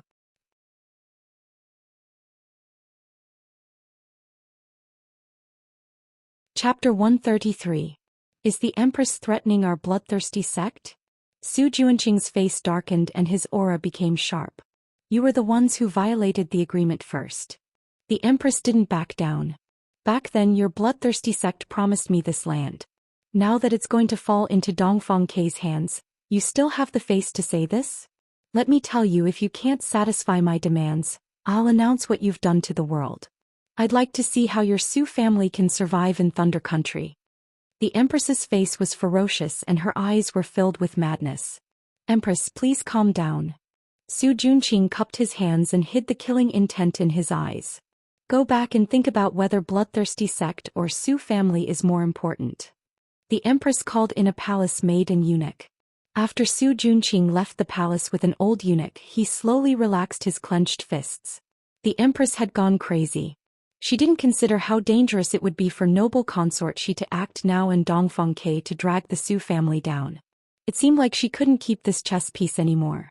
She had to think of a way to get rid of the Empress and Crown Prince. Su Junqing was about to get on the Su family's carriage when he suddenly saw a luxurious carriage used by the palace stop. Then a beautiful woman wearing a light green dress with clouds and butterflies in her hair was combed into a flying fairy bun walked out of the car. Her eyebrows were deep and her eyes were like peach blossoms. Her cherry lips curled up and revealed a bright smile. She was like a fairy that had fallen to the mortal world. The surrounding people couldn't help but be attracted to her. Even the guards at the palace gate stared blankly at her. Next to this beauty was an ant wearing a red palace dress. It was noble consort Shi's main palace maid Aunt Hongxiu. Su Junqing frowned. He heard from the crown prince that this Aunt Hongxiu was an intermediate martial artist with water spirit root. She was very difficult to deal with and was one of noble consort Shi's most capable subordinates. He didn't expect her to serve that beauty so respectfully. Who was that beauty? Miss Yi, slow down. Aunt Hongxiu's voice came from afar. Miss Yi, could it be Yi Jioga? Su Junqing couldn't help but narrow his eyes. Although he heard that Yi Jioga had recovered her appearance, he didn't think that she would be any better. He didn't expect her to be so beautiful. Bloodthirsty's forefather loved this face the most. If he could help the old ancestor bring the person back, not only would he be able to get rid of a huge threat, but he would also be rewarded by the old ancestor. It was really killing two birds with one stone. Su Junqing thought as he moved towards Yi Jioga. Miss Yi, there is a fly flying towards you. Aunt Hongxiu said sarcastically. Yi Jioga raised his head in surprise and saw a handsome young man wearing a white robe embroidered with gold edges walking towards him with a warm and friendly smile on his face. Yi Jioga couldn't help but frown. He didn't expect to meet a disgusting fellow like Su Junqing here. She didn't want to talk to Su Junqing, so she walked towards the palace gate without looking sideways. She didn't expect Su Junqing to block her path. He smiled and said, "Little sister Jioga, how come you have time to enter the palace today?" When Yi Jioga heard this form of address, his scalp went numb and he almost vomited. Su Junqing, do we know each other very well? Yi Jioga looked at him with disdain. The only thing missing was the words, "You're so disgusting," written on his face. Little sister Jioga, are you still blaming my grandfather for being reckless? Actually, it was my aunt and cousin who didn't know any better and instigated my grandfather to go to the Yi clan. I apologize on their behalf. I hope little sister Jioga can forgive them. Su Junqing's voice was soft and his handsome face was full of sincerity. His eyes that were looking straight at Yi Jioga suddenly flashed with a strange red light. Yi Jioga suddenly felt a bit dizzy. She suddenly felt that she was making a big fuss over nothing. The ones who had enmity with her were old ancestor Su and Su Yufeng, not Su Junqing. How could she casually blame him? Little sister Jioga, you look so beautiful dressed like this. You're like a fairy descending to the mortal world. Let's get closer in the future, okay? Su Junqing's voice was so soft that it seemed like water was about to drip out. Okay. Yi Jioga replied in a daze. Su Junqing still wanted to say something, but Aunt Hongxiu had already noticed that something was wrong. She hurriedly said to Yi Jioga, "Eldest miss, noble consort, she is still waiting for you. You must not miss the time to enter the palace." That's right. Yi Jioga finally sobered up a bit. Since that's the case, then little sister Jioga should enter the palace first. We'll talk when we have time. Su Junqing felt that it was a bit of a pity.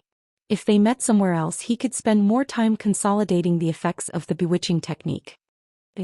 Yi Jioga reluctantly smiled at Su Junqing before walking into the palace with Aunt Hongxiu.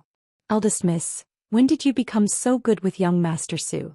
Aunt Hongxiu pulled Yi Jioga to a corner and asked as soon as they entered the palace. "No, I just feel that he's not bad. He's not the same type of person as Su Yufeng. I misunderstood him in the past," Yi Jioga said disapprovingly. "His surname is Su.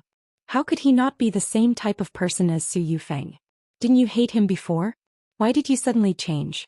It can't be that you saw that he was handsome and you were smitten." Aunt Hongxiu could understand the feelings of young girls who loved handsome men, but the cute Su Junqing absolutely could not. "What are you thinking? If I'm a man who loves handsome men, then I should love Zishang. Thinking of this, Yi Jioge also felt that something was wrong. Su Junqing, this pervert, kidnapped Yi Rui, betrayed Yi Yunji, and even used the blood of virgins to practice. How could he think that he was not bad? Idiot, you've fallen for his bewitching technique. Zishang's cold voice sounded. How is that possible? Yi Jioge really didn't feel anything at all. This kid is talented in the bewitching technique. He's already at the second stage. It's normal for you to fall for it when you're caught off guard. Zishang said lightly. Then why didn't you warn me? Did you live in my body for nothing? Do you want to blame others for your own stupidity? Zishang deliberately didn't warn him. If she didn't let this idiot fall for it once, she wouldn't know she was wrong. Yi Jioge was in the wrong and didn't dare to argue with Zishang anymore. She took out the pill bottle and swallowed 2 clear heart pills. Eldest miss, what are you doing? Aunt Hongxiu looked at Yi Jioge strangely. What's wrong with taking pills at the slightest disagreement? Don't talk. Hurry up and eat too. Yi Jioge also poured 2 clear heart pills into Aunt Hongxiu's mouth. Then he said in a low voice, that Su Junqing just used an evil technique on me. That's why I suddenly felt that he's not bad. Fortunately, Aunt reminded me in time. Otherwise, I would have fallen for it.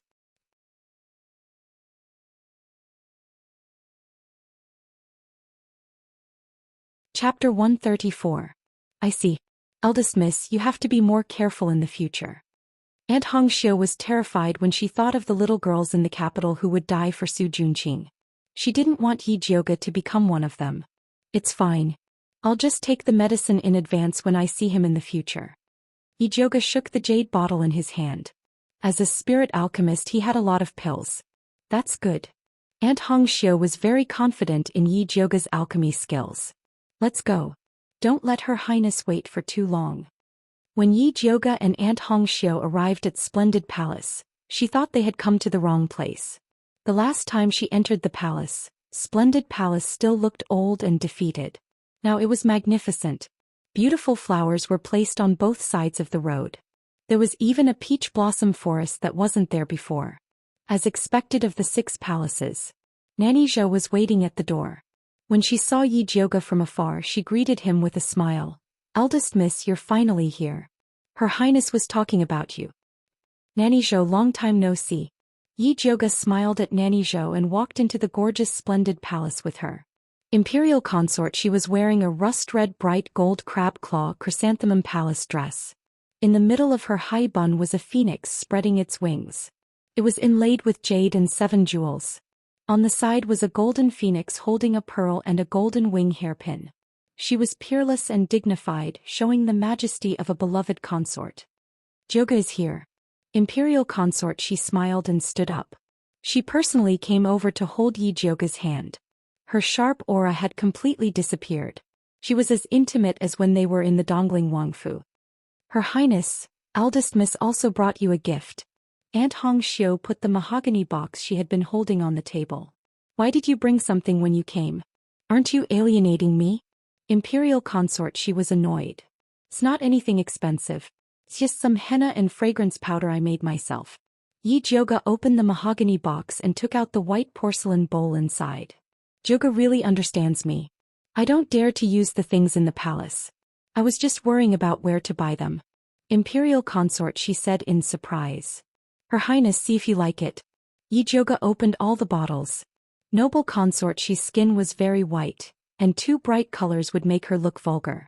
Therefore she made a set of all kinds of fresh and natural colors, from light to dark, and let noble consort she choose freely.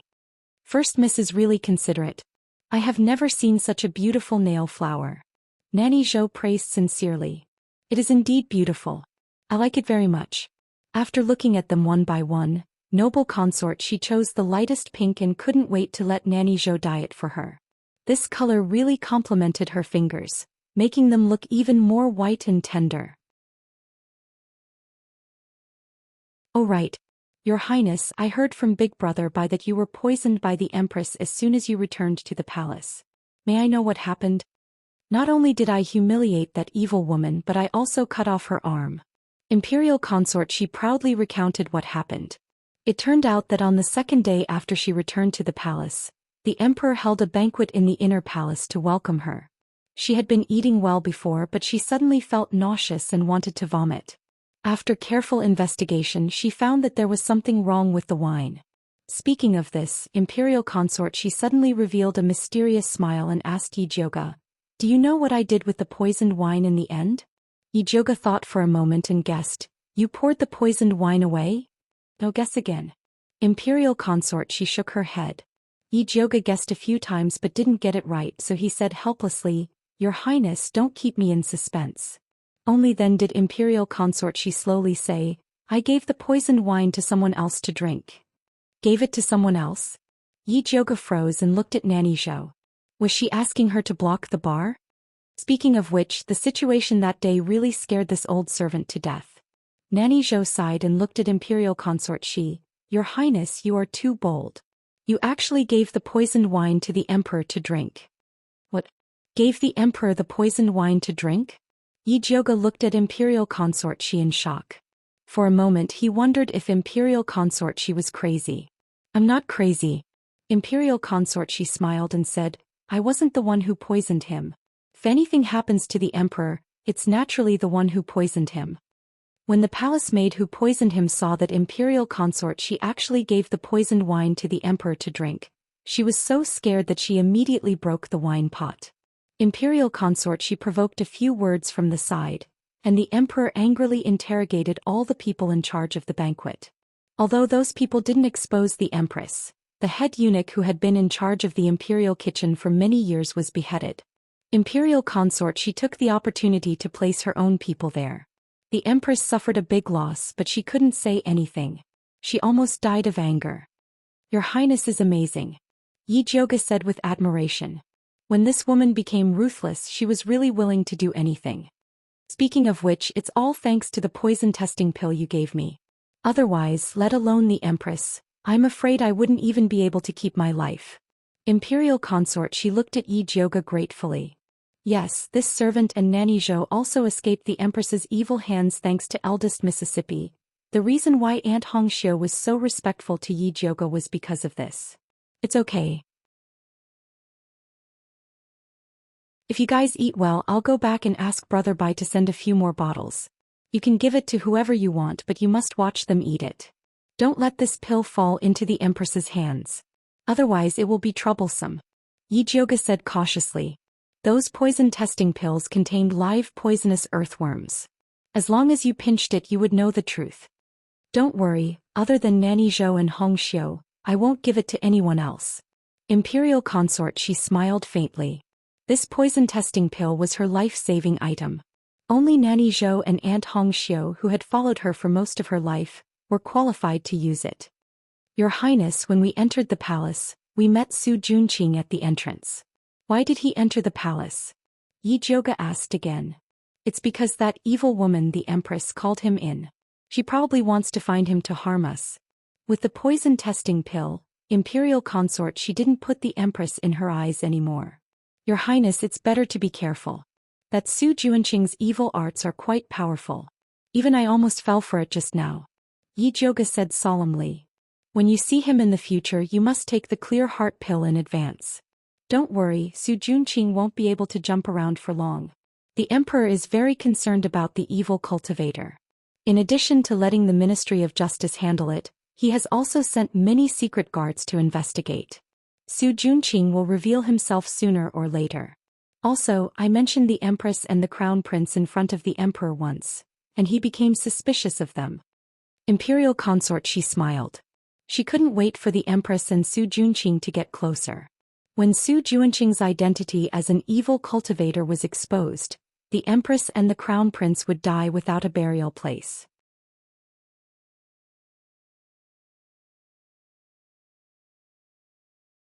Chapter 135.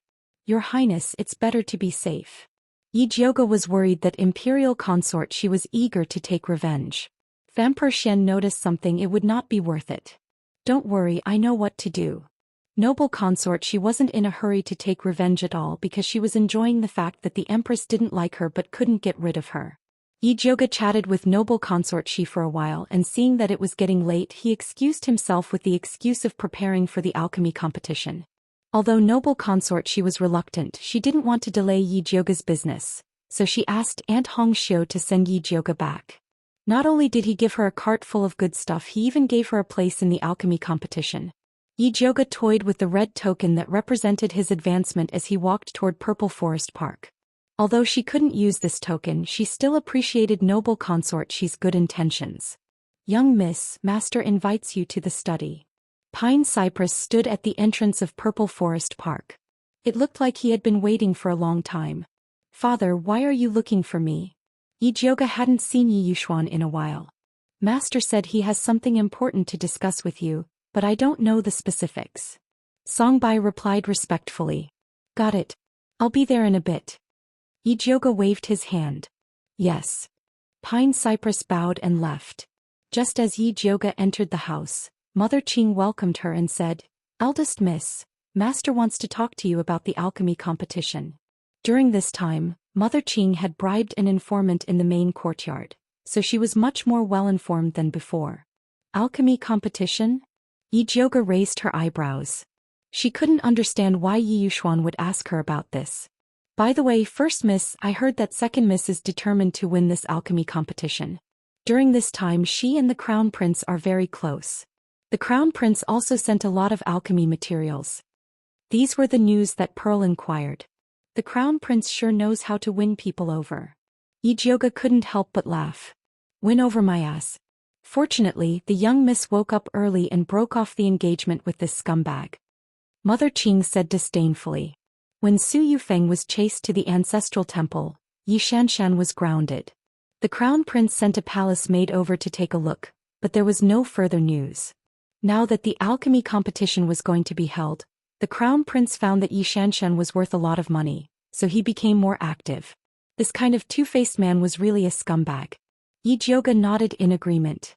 Madame Qing helped Yijioga tidy up her appearance and said, Eldest miss, you should go quickly so that master won't get angry again. Yijioga brought Pearl to the main courtyard, then entered the study room alone to see Yi Yuxuan. Where did you go today? Why are you back so late? Yi Yuxuan said unhappily. Noble consort, she summoned me to the palace, so I came back late. Yijioga replied indifferently. Noble consort, she summoned you to the palace. How come I didn't know about this? Yi Yuxuan was shocked and angry at the same time. You didn't even tell me about such a big thing. Do you still have me as your father in your eyes? Of course not. Ever since Yi Yuxuan had tacitly agreed to let old Master Su make a move on her, she had hated Yi Yuxuan, this hypocritical fellow. If it wasn't for the fact that the title of patricide wasn't pleasant to hear, she really wanted to get rid of this scumbag of a father. Yijioga suppressed her anger and coldly said to Yi Yuxuan, If you're looking for me to talk about this, then there's no need. With that she stood up and was about to leave. Wait a minute. Yi Yuxuan shouted at Yijioga and quickly said, This pill refining competition will be held in the medicine refining valley. You three sisters must help each other when you go out. You are the eldest sister, so you must take good care of your two younger sisters. I will naturally take care of fourth sister, but second sister, you should find someone else. Asking her to take care of Yi Xianxia, what kind of joke was this? It was already kind enough that she didn't find a ditch to drown Yi Xianxia. What kind of attitude is this? Yi Yuxuan slammed the table and scolded, I know you are unhappy because of the Su family, but when you go out you sisters represent the Yi family's face. I don't care what conflicts you have at home, but when you go out you must unite and help each other. Puchi. Yijioga suddenly laughed. What are you laughing at? Yi Yuxuan asked angrily. So father also knows that when we go out we represent the Yi family's face. I thought that we represent the Su family's face. Yijioga laughed. What nonsense are you talking about? The Su family is the Su family and the Yi family is the Yi family. How can you talk about them together? Yi Yuxuan said with a black face. Father says one thing but he does another. At that time, old man Su brought the Su family's guards and aggressively shouted at her to kill. He wanted to kneel down and slap her. Yi Yuxuan just watched from the side as if he respected old man Su. Now he still had the face to tell her that the Su family was the Su family and the Yi family was the Yi family. This face was really disgusting. Yi Yuxuan's face couldn't hold it anymore and said angrily, Old man Su is your elder. He's already so old, so what if you let him have a little? Let him beat me to death? Yijioga's tone was as cold as ice. He's just saying it, he won't really make a move. On the other hand, you're so young but your temper is so fierce. You actually killed all the Su family's guards in one move, angering old man Su so much that he fainted when he got back. He still hasn't woken up yet. If I didn't speak up for you, the Su family would have taken him to the Ministry of Justice. As Yi Yuxuan finished speaking, he became more and more confident. He looked as if the reason why you can sit here and talk to me is because I'm protecting you. Is that so? If you have the ability, then let the Su family come and take me to the Ministry of Justice. I want to see who will be punished. Yi Jioga sneered. Did he think that she was scared? So what if she killed the Su family's guards? Who told them to come to the Yi family to commit murder? No matter what, she was the one in the right. Alright, I've only said a few words and you're acting like you're in deep hatred again. Yi Yuxuan looked at Yi Jioga's face and said impatiently. Although this face was similar to Yun Jiaojiao's, her personality was the complete opposite. Yun Jiaojiao had a gentle personality and was obedient to him. She never disobeyed his wishes. Yi Jioga's personality was unyielding like a raging fire. She could jump out with 10 sentences when he said one sentence. Every sentence was like a spark that could burn a scar on a person's body. Father, if there's nothing else, I'll go back first. Yi Jioga didn't want to listen to Yi Yuxuan's nonsense anymore. What about the alchemy competition? Yi Yuxuan asked, unwilling to give up. Father, don't worry. I'll definitely take good care of second sister. A trace of killing intent flashed across Yi Jioga's face. Yi Yuxuan cried and begged her to take care of Yi Xianxia. If she didn't agree, wouldn't he be very disappointed?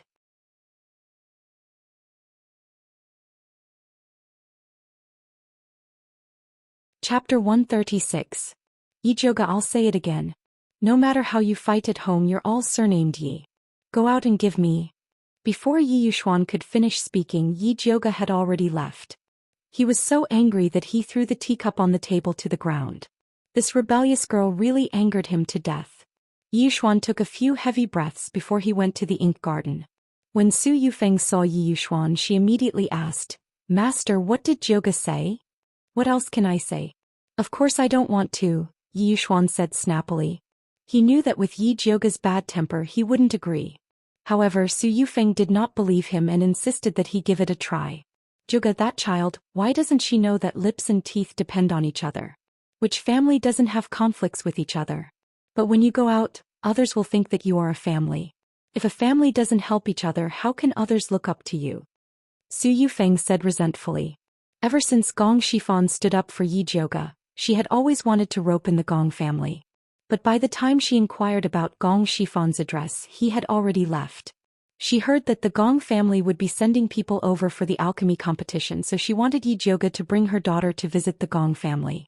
With his daughter's character, appearance and aptitude, she would definitely impress the Gong family. Alright, what's the use of saying this now? You should keep Xianxia away from that rebellious girl so as not to be harmed by her. Yi Yuxuan thought of Yi Jioga's gaze just now and felt a bit stifled in his heart. Yes. Su Yufeng nodded her head perfunctorily. Since Yi Jioga's path wasn't going to work, she could only start with Yi Rui. It seemed that he would have to let Xianxia visit Yao Guang Garden some other day and properly rope in Yi Rui, that little maid. At this time, Yi Jioga was talking to Yi Rui about the pill refining competition. This time, when we go to the alchemy competition together, Yi Xianxia will definitely try to rope you in. This mother and daughter pair are extremely thick-skinned, you have to be careful. To be honest, Yi Jioga admired Su Yufeng and her daughter. There were such strange people in this world.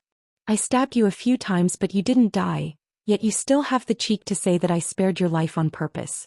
You should be grateful that you didn't die. I don't want to talk to her. Yi Rui pulled a long face and her eyes were filled with hatred. Rui, she's your second sister after all. If you don't give her face in front of outsiders, I'm afraid that others will say that you are wrong. Fifth Yinyang knew that gossip was a fearful thing. I don't care what others say. Yi Rui's face was taut with anger. She would rather be criticized to death than be close to Yi Xianxia. Don't be afraid, I'm here. No matter who he was in front of, Yi Jioga didn't plan to give Yi Xianxia face.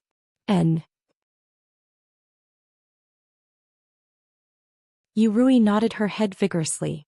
She knew that big sister would definitely stand on her side. Yi Jioga then tested Yi Rui's homework. Seeing that her knowledge of alchemy was very solid, he felt relieved and returned to Purple Forest Park. "Eldest miss, what did master say to you?" Mother Qing brought a cup of hot tea over. She was most worried that master would get angry at eldest miss again. "Nothing much, just a bunch of nonsense." After Yi Zhouge sat down, he slowly drank a mouthful of tea and asked, "I heard that you brought Hua Dai and Yu Dai to open their bones. Did it go smoothly?" "It went very smoothly. Hua Dai and Yu Dai both have grade 7 spirit bones. The bone opening medicine that eldest miss gave us is indeed powerful," Mother Qing said excitedly. One must know that bone roots were also divided into high, middle and low grades. Grade 9 to grade 7 was high grade, grade 6 to grade 4 was intermediate grade, and grade 3 to grade 1 was low grade. With Hua Dai and Yu Dai's aptitude, if they were to use normal bone opening medicine, they would at most be intermediate grade. Not bad, a grade 7 spirit bone's cultivation speed is very fast. If they encounter some great opportunity, they might even be able to improve further. When Yi Zhouge touched the bones, he already knew the result.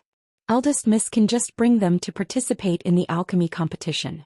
Although the two servant girls' bone roots were not bad, they were not spirit practitioners after all, so they couldn't reach the style that she wanted.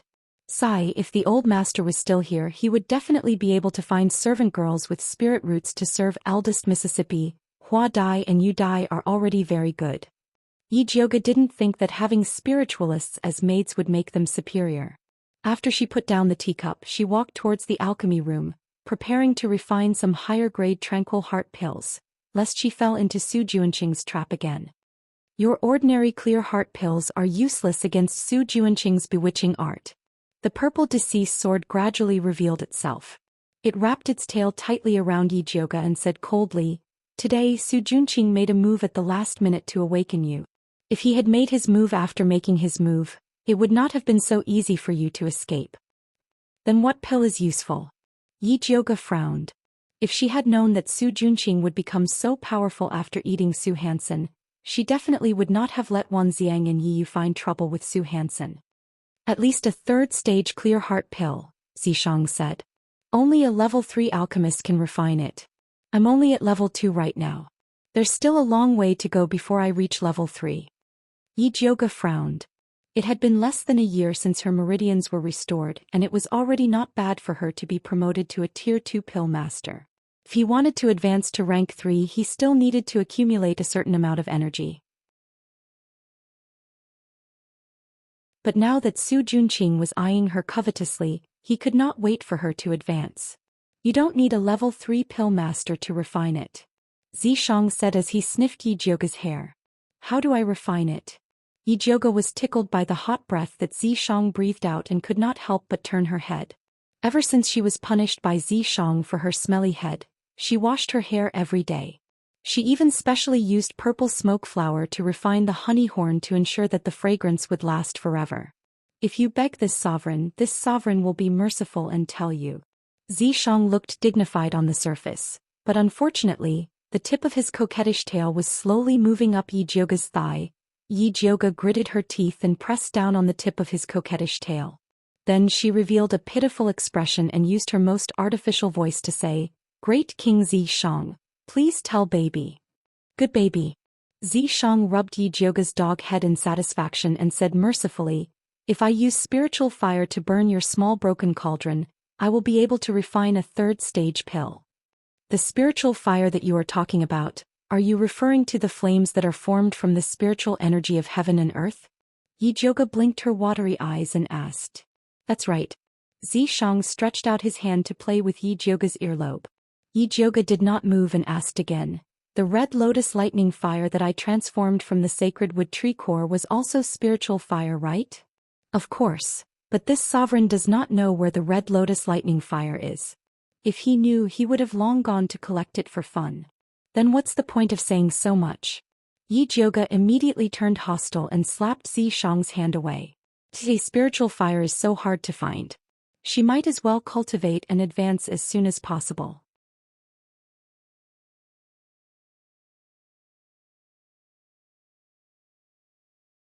Chapter 137. Little dummy, although I can't find the red lotus thunder fire, there are a lot of other little spiritual fires. Zishang revealed a devilish smile. He pinched Yijioga's cheeks and gently pulled them apart. Then he lifted them up as if he was kneading dough. Yijioga was angry, but she didn't dare to say anything.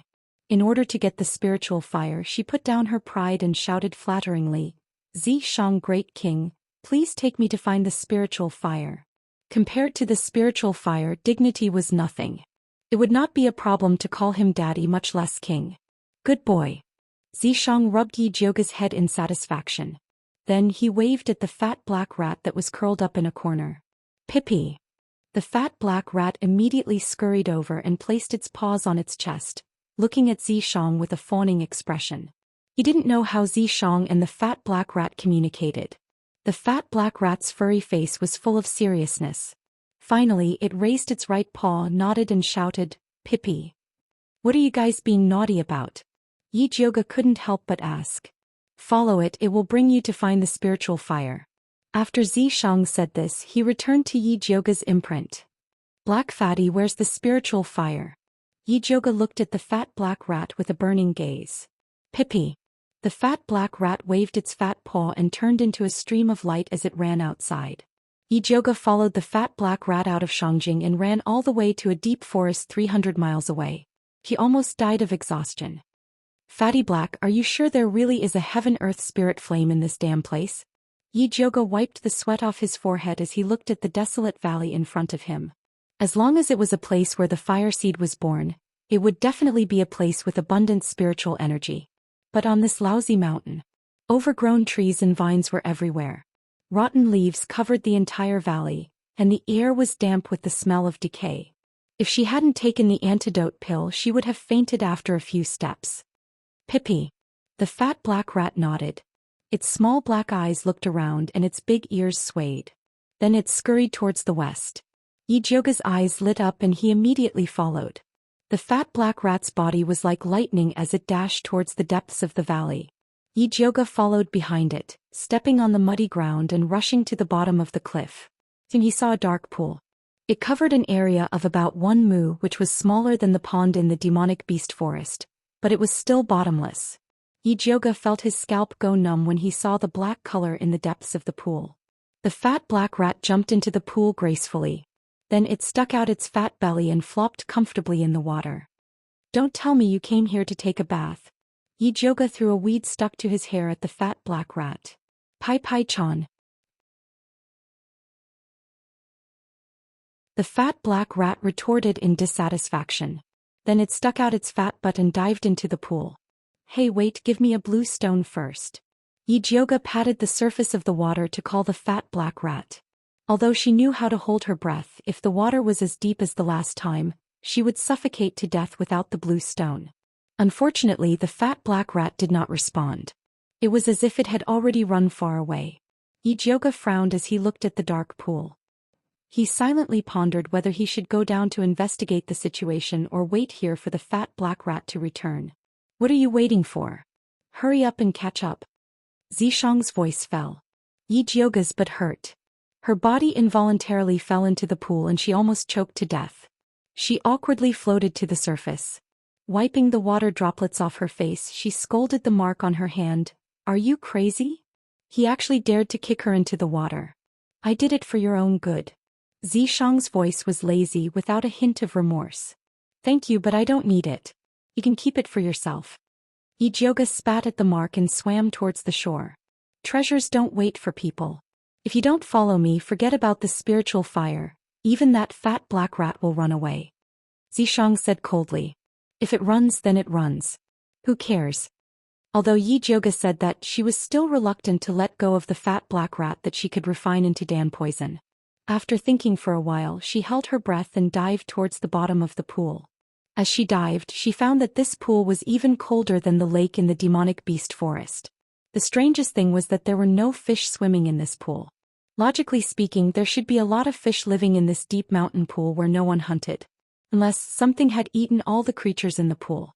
Her heart skipped a beat. He felt uneasy for some reason. The air in her lungs was getting thinner and thinner. If she dived any further, it would be very dangerous. Although the spiritual fire was important, her life was even more important. Yijioga decisively turned around and wanted to return to the shore. At this moment, a dangerous aura suddenly came from the dark depths of the pool. The water flowed quickly as if something was quickly approaching her. In the next moment, an ugly and bumpy face with sharp teeth appeared in front of her. It was actually a second-rank demonic beast, the iron skin crocodile. This type of crocodile was extremely savage.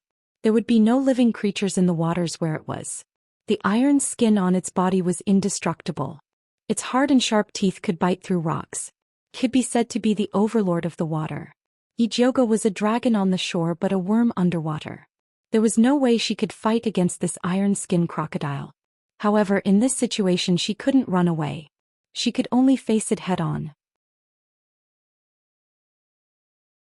Ijoga took out the Thunder Snake illusionary whip from her waist and infused it with spiritual energy to whip the crocodile.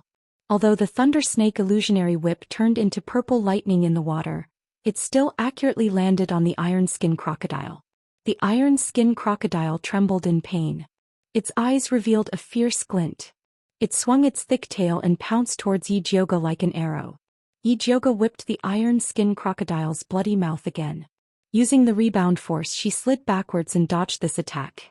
The black skin crocodile felt pain after being hit by the Thunder Snake illusionary whip. It became even more berserk. It opened its mouth and spat out a water column. Ijoga felt a dull pain in her chest from the waves. She lost her balance and knew that she couldn't continue fighting with the iron skin crocodile. She had to settle this quickly. Ijoga raised the Thunder Snake illusionary whip again and stuck her finger into the snake's head. There were 2 snake teeth inside. Sucking blood could unlock the demon artifact's seal. However, it could only be unlocked once a day. Unlock Thunder Snake Demon Artifact. Ijoga muttered in her heart. After sucking blood, the snake's eyes lit up and instantly released a terrifying aura. It was like a starving beast that had been imprisoned for a long time and wanted to devour all living things. The iron skin crocodile originally wanted to swallow Ijoga into its stomach. After feeling the bloodthirsty aura from the Thunder Snake illusionary whip, it swung its tail and wanted to escape. The Thunder Snake illusionary whip suddenly expanded and turned into a slender silver poisonous snake. In an instant, it pierced through the iron skin crocodile. The iron skin crocodile's body exploded. Blood dyed the entire water. The Thunder Snake illusionary whip swam in the water and greedily devoured the blood. With the crisis averted, Ijoga relaxed. She found that the oxygen in her lungs was getting less and less. If she couldn't breathe in fresh air, she would suffocate to death.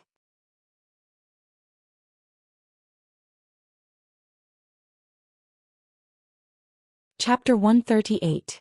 Little dummy, can't you tell me if you want to transfer chi to me? Xianxia showed up in the water and leisurely swayed his long black snake tail, protecting Ijoga by his side. His jade-like skin emitted a faint light. His originally handsome face was like a mandala in full bloom in the water, beautiful beyond compare. Especially those purple eyes, which shone like the most beautiful crystal, revealing a sharp light that looked down on everything. He was so beautiful that he was like the god of water, illuminating the whole dark and bloody water. Even though Ijoga was used to Xianxia's beauty, she still couldn't help but be fascinated. Do you want it? Xianxia smiled. Of course. Ijoga was about to suffocate to death. How could she care about propriety and shame anymore? She grabbed Xianxia's arm and fiercely bit it. She wanted to stick her tongue in and tie it with his tongue so that he couldn't abandon her. Xianxia was very satisfied with Ijoga's enthusiasm. The long snake tail wrapped around her body tightly, holding her and sinking to the bottom of the water. Xianxia's lips were soft and cool with a faint fragrance. It was simply irresistible. After Ijoga recovered from the extreme suffocation, she only felt satisfied, dizzy and weak all over. She actually had a strange pleasure. No wonder some perverts like to play suffocation. It was really special, but she definitely didn't want to try it again. At this time they had already sunk to the bottom of the water. In front of them was an extremely gloomy water channel with a strange smell. This dark and bottomless water channel should be very scary, but because of Xianxia's beauty, Ijoga completely ignored this gloomy environment.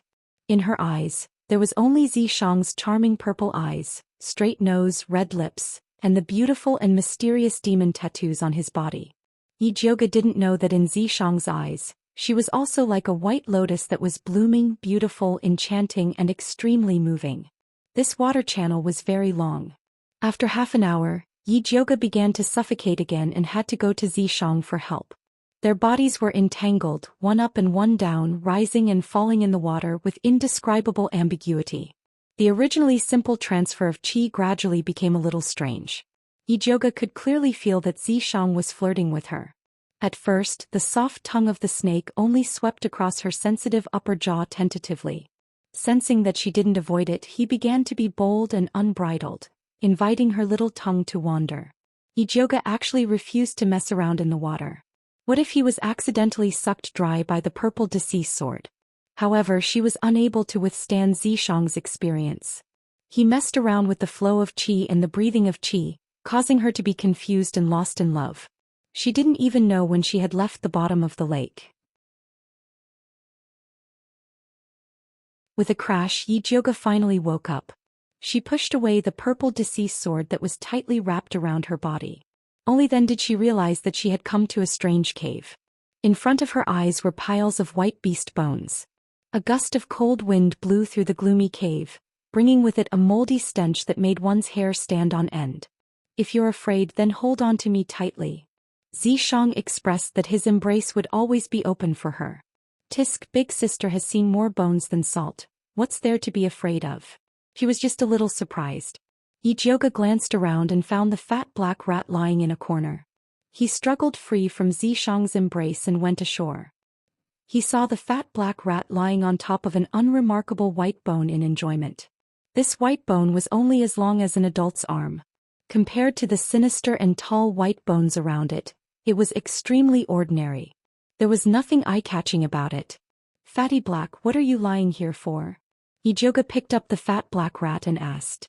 The fat black rat ignored Yijioga and looked at the purple deceased sword that was slowly moving over. Its fat paw pointed at the white bone and shouted like it was presenting a treasure, "Pippi." The purple deceased sword's cold purple eyes swept across the white bone and said indifferently, "Not bad." Yijioga's heart moved. Something that could attract the purple deceased sword's attention was definitely not an ordinary item. She opened her spiritual eye and carefully observed the white bone. She discovered that there was something that was flickering like a flame. "There's hope." Yijioga imbued her lightning snake illusionary whip with her spiritual energy and pierced towards the white bone. A wisp of cold white ghost flame came out from the cut. It was actually a third-grade ghost flame, white bone flame. Even though this ghost flame's grade was not high, it had its own unique points that yang flames could not compare to. The ghost flame was born from a 1,000-year-old pile of white bones. Could absorb all kinds of resentment, yin qi and ghost qi. Its unique yin qi attack was extremely terrifying. Those that were burned by the ghost flame would fall sick as if they were possessed by a ghost. Other than that, this ghost flame could be used to refine all kinds of yin spiritual pills and ghost spiritual pills. It would have an extremely strong effect. For an assassin like Yi Yu who was hiding in the dark, if he could use these yin pills to cultivate, his cultivation would improve by leaps and bounds. Most importantly, the white bone flame could be upgraded. If it could be upgraded into the netherworld ghost flame, it would become an existence that was not inferior to the red lotus lightning fire. At that time he would have the red lotus on his left, the netherworld on his right, and the lightning fire in the middle. How cool would that be? Even though the process of upgrading the white bone flame was extremely long as there was hope, there was nothing to be afraid of. "I can absorb this flame, right?" Yijioga looked at the burning white ghost flame excitedly. "Of course you can absorb it here." Zishang stood behind Yijioga to protect her. Yijioga suppressed the ecstasy in her heart. Her hands formed a spiritual attraction technique and was about to absorb the white bone flame. The white bone flame had stayed here for thousands of years. How could it be willing to be absorbed by someone? It turned around and wanted to escape. "Come here." Yijioga shot out a spiritual light and forcefully absorbed it into her body. After Yijioga absorbed the white bone flame, her expression became even more serious. Absorbing it was only the first step. Taming it was the most important step. Yijioga began to use her spiritual energy to absorb the white bone flame. The white bone flame was still obedient at the beginning. It followed Yijioga's spiritual energy to her dantian. Next, she only needed to leave her divine sense imprint on the white bone flame to complete the taming process. At this moment, the white bone flame suddenly exploded with a bang. An incomparably cold yin qi burst out and quickly spread along the meridians in Yijioga's body. Yijioga hurriedly increased the strength of the suppression. The white bone flame also felt the danger. The flame rapidly swallowed and spat out waves of cold yin qi. Yijioga's spiritual energy was greatly consumed by the white bone flame's struggle. At this speed, her spiritual energy would soon be completely exhausted. At that time, the white bone flame would lose its suppression. It would start to burn from within her body and directly burn her to ashes. Yijioga could not help but shiver. She was in a trance. Suddenly, layers upon layers of ghost shadows appeared in front of her. A cold wind blew and 10,000 ghosts cried. The door to the yellow springs slowly opened. Countless ghost claws grabbed Yijioga's ankle and pulled her towards the yellow springs. Yijioga felt her scalp go numb. She could not help but scream.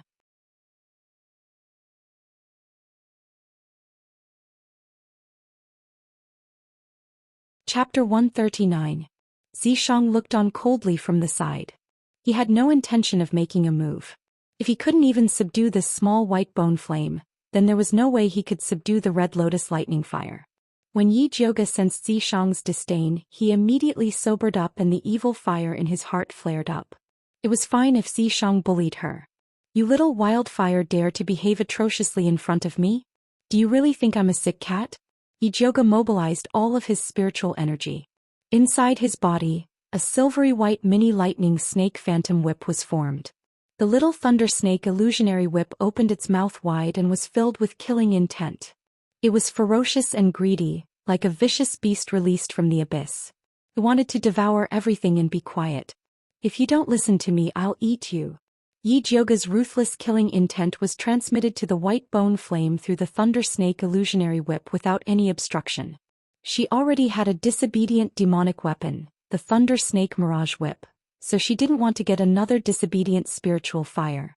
After the white bone flame felt Yijioga's killing intent, it immediately shrunk into the shape of a small skeleton, hugging its knees and shivering in its dantian. Like a child being threatened by a bully. Yijioga knew that this was a sign of the white bone flame submitting to her, so she took the opportunity to place a divine sense imprint on the white bone flame. After successfully subduing the white bone fire, the extremely cold yin power just now turned into pure spiritual power, directly allowing her to advance from a rudimentary spiritualist to an intermediate spiritualist. It was indeed a treasure. Yijioga was delighted and stretched out her index finger. A wisp of eerie white flame rose, illuminating her face with a very strange sense of beauty. It was like a white lotus flower blooming in a pool of blood filled with white bones. The extreme black revealed the extreme white. This kind of beauty was even more holy and beautiful than that of a fairy from the ninth heaven. It could simply shake one's soul. Yijioga didn't know that he was walking further and further down the path of the white lotus. After she kept the white bone flame, she carefully inspected the white bone cave. Apart from a pile of iron skin crocodile bones, there was nothing else. It seemed that this cave was the burial chamber of the iron skin crocodile. Every iron-skinned crocodile who was ready to die would come here to rest in peace. If that was the case, there would soon be new iron-skin crocodiles guarding the tomb. Thinking of this, Yijioga couldn't wait to leave. At this time, the thunder snake illusionary whip suddenly broke free from Yijioga's grasp. It transformed into a giant python, opened its mouth and swallowed all the bones in the tomb. What's going on? Yijioga turned to ask Xianxia. You eat meat but can't it drink soup? Xianxia wrapped itself around Yijioga and rested its chin on her head as if it had no bones. You mean it's repairing itself? Yijioga's eyes lit up. After the thunder snake demonic artifact recognizes its master, it has the ability to repair itself. The white bones here can condense spirit fire and contain a lot of spirit force. It can repair the thunder snake illusionary whip's damaged parts. As Xianxia explained, he tapped Yijioga's head with his chin. Although Yijioga's head was hurting from Xianxia's pointed chin, when he heard that the lightning snake illusionary whip was about to advance, he was still grinning from ear to ear. No wonder spiritualists love to hunt for treasures. It's a profitable business indeed. This time not only did she manage to subdue the white bone flame and successfully advance, she could also repair the demon artifact at the same time. What a great deal. After the lightning snake illusionary whip devoured all of the white bones, it returned to Yi Jioga's hand. The color of the snake scales on its body became more and more exquisite. It faintly looked like a fourth segment was growing, and it looked even more spiritual. Yi Jioga rubbed it twice in satisfaction and wrapped the lightning snake illusionary whip back around his waist. At this time the fat black rat shouted in dissatisfaction, "Pie pie. You guys eat meat and drink soup, what about me? Say it, what do you want?" Yi Jioga was in a good mood. She knew that it was the fat black rat's credit that they were able to find the white bone flame this time. Naturally she had to reward it. "Pie pie." The fat black rat revealed its sharp white teeth at Yi Jioga's finger. Then it bit its little paw and made a sucking expression. "You want to suck my blood?" Yi Jioga instantly understood. She didn't expect her blood to be so awesome that even the fat black rat coveted it. "Pai Pai Chan." The fat black rat nodded and blinked its big eyes, revealing a flattering expression. Before Yi Jioga could reply, a fierce and terrifying aura burst forth. "Daring to touch this sovereign's person, you have guts." Xianxia raised his hand, and an invisible force grabbed the fat black rat and lifted it into the air. "Pai Pai." The fat black rat was so scared that it stuffed its two fat paws into its mouth. With its big eyes filled with tears, it looked at Yi Jioga pitifully. "That's enough. What's so heroic about scaring a fat mouse? Besides, it wants my blood, not yours." Yi Jioga patted Xianxia's arm. She still needed this fat black rat to help her purify the pill poison. "What if I scare it away?" Xianxia narrowed his eyes and looked at Yi Jioga. He did not put down the fat black rat. Instead he asked with a threatening tone, "Do you still want to suck her blood?" "Pai Pai Pai Pai." The fat black rat shook its head with all its might. Only then did Xianxia put down the fat black rat. The fat black rat ran back into Yi Jioga's bag. Yi Jioga lightly patted the fat black rat's position and said to herself, "It's okay, when Xianxia falls asleep, Big Sister will secretly feed you. I'm warning you, you better not have this idea." Xianxia narrowed his purple eyes and said coldly, "This spirit rat's origin is unknown. Before we find out its background, you better not get too close to it. It's just a fat black rat. What's there to worry about?" Yi Jioga felt that Xianxia was making a big fuss over a minor issue. This fat black rat was so weak. It did not have any attack power. What kind of storm could it cause? "Don't forget the agreement between us. Every drop of blood on your body belongs to me. If you dare to act rashly, don't blame me for being impolite." Seeing that Yi Jioga still had a disapproving expression, Xianxia's eyes flashed with a dangerous light. He hugged her and pressed her down on his lower abdomen. The taste of punishment was self-evident. Yi Jioga could clearly feel two bulging bulges pushing against her from behind. At this time she remembered a legend. The snake seemed to have two big sticks. Yi Jioga's scalp instantly went numb. She hurriedly promised, "I won't move. I won't move." "You really won't move?" Xianxia exhaled, but his voice was filled with regret. "I really won't move. So quickly take back your two evil sticks." Xianxia's red lips hooked up. He slowly let go of Yi Jioga. Actually, he did not want to do anything to Yi Jioga in this damned place. He was only teasing her. But Yi Jioga, this idiot, was too stubborn. He could only use this kind of method to threaten her. Yi Jioga secretly heaved a sigh of relief. She did not want to stay in this damned place for another second. She also did not want to go back with Xianxia. Thus she took out the fat black rat and said, "Do you still have those blue stones from last time? Give me one."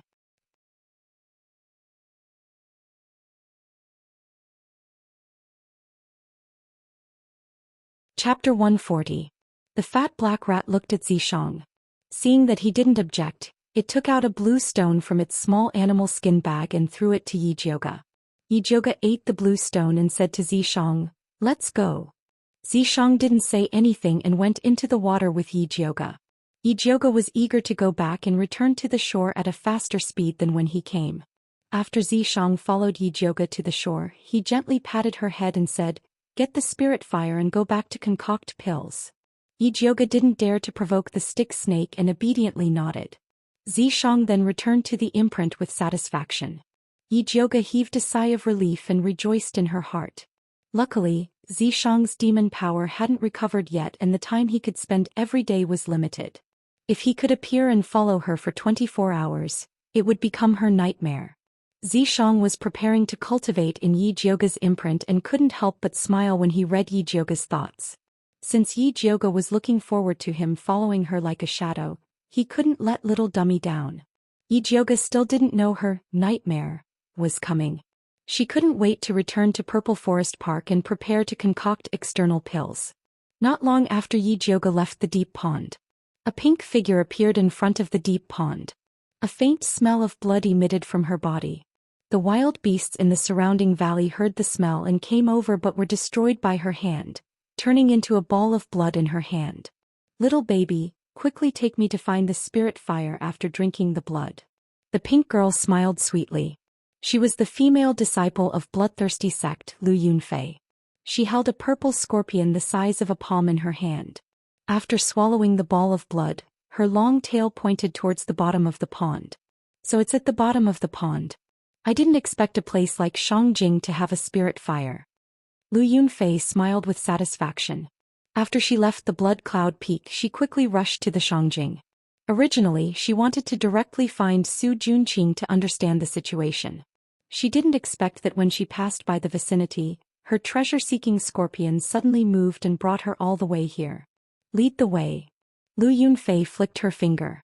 The treasure-seeking scorpion jumped into the deep pond and swam towards the bottom. Lu Yunfei followed without hesitation. Not long after sinking to the bottom, she smelled a faint smell of blood. Obviously, there was a battle here and it didn't last long. Don't tell me someone got there first. Lu Yunfei's eyes were gloomy. She sped up and followed the treasure-seeking scorpion to an empty cave. Up and down, front and back, left and right, she turned them upside down, but there was nothing but a pile of broken bones. Damn it! Who stole my treasure?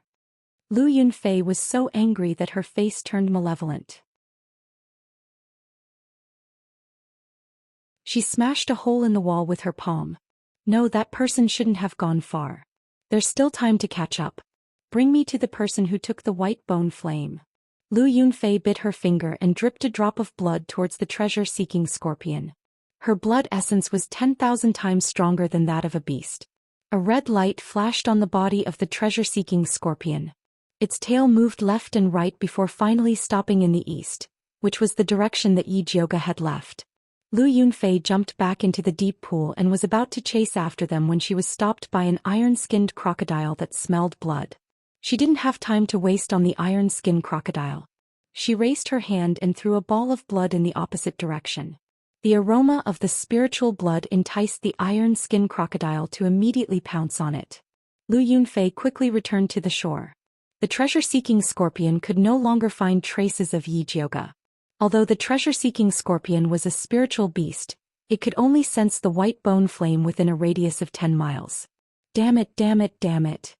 Lu Yunfei, who was furious, jumped into the deep pool and tied the iron-skinned crocodile up. She skinned it alive, pulled out its tendons and trampled it into meat paste. Only then did she relieve the anger in her chest. You caused me to be covered in blood. Lu Yunfei sent the iron-skinned crocodile flying with a kick. She took out a new set of clothes from her cosmos sack and changed into it. Only then did she continue to walk towards Shangjing. Yi-Jioga didn't know that an innocent iron-skinned crocodile had been killed because of her. She was preparing to use the white bone flame that she obtained to concoct a third-ranked clear heart pill. Berberine, ice mint, clear mind grass. Yi-Jioga threw the ingredients into the small bronze cauldron one by one and summoned the white bone flame to start concocting the pill. Using spiritual fire to concoct pills was indeed different. The small cauldron, which was usually like an old cow pulling a cart, began to revolve at a much faster speed. The impurities of the medicinal herbs were quickly analyzed and turned into a green solution that emitted a faint fragrance. When Yi-Jioga was almost done concocting, she called the fat black rat over to help her clear the pill poison. Pippi. The fat black rat didn't even raise its head and called out in a muffled voice. It hugged its small tail and shrunk into a black ball of fur. It had an expression that said, "Don't bother me if I'm in a bad mood." Yi-Jioga could understand its gloomy mood. It had painstakingly brought people to search for treasures. Everyone was eating the meat and drinking the soup. It only wanted to drink some blood and was threatened by Zhou Xian. It was no wonder that it was in a bad mood. However, no matter how much Zhou understood the fat black rat's mood, she didn't dare to give her blood to drink. Zhou Xian's 2 big sticks were still a threat to her. Fortunately, the clear heart pill that was concocted using the white bone flame was not bad. Even without the fat black rat's help to clear the pill poison, it was still a second-ranked high-grade spirit pill. After Zhou stored the light green pill in a jade bottle, she left the alchemy room and returned to her room to rest. At this moment she suddenly felt a faint fluctuation coming from the shadow beside the door. She stopped and said, "Yiyu, why are you here? How did eldest miss find me?" Yiyu revealed his figure, his handsome face full of surprise. Ever since he transformed into a shadow assassin, as long as he didn't reveal any flaws, no one would be able to find him. "What do you think?" Zhou revealed an advanced smile. Yiyu took a closer look and realized that Zhou had advanced to an intermediate spiritualist. He cupped his hands and said, "Congratulations on your successful advancement, eldest Mississippi." "Thank you." Zhou's rose-like lips curled up slightly and she smiled reservedly. Yiyu felt a little dizzy from Zhou's smile. He didn't know if it was because of the moonlight, but Zhou looked especially beautiful tonight. She was like a fairy in the moonlight, so perfect that she didn't look like a real person. "It's so late, why are you looking for me?" Zhou asked. "There's something I want to report to you." Yiyu immediately restrained his intoxicated state and said seriously. "Then come in." Zhou turned around and returned to the alchemy room. She called out to Yiyu, "Sit anywhere you want." Yiyu glanced at the messy alchemy room and felt that there wasn't even a place to stand, let alone sit. Zhou rudely pushed the things on the stool to a corner and tried to make a clean space. "I'll just stand." Yiyu quickly stopped Zhou's violent demolition. "Alright." Zhou gave up on tidying up and turned around to ask, "Tell me, what's the matter?" This afternoon a girl wearing a pink dress went to look for Su Junqing. Yiyu said with a serious expression.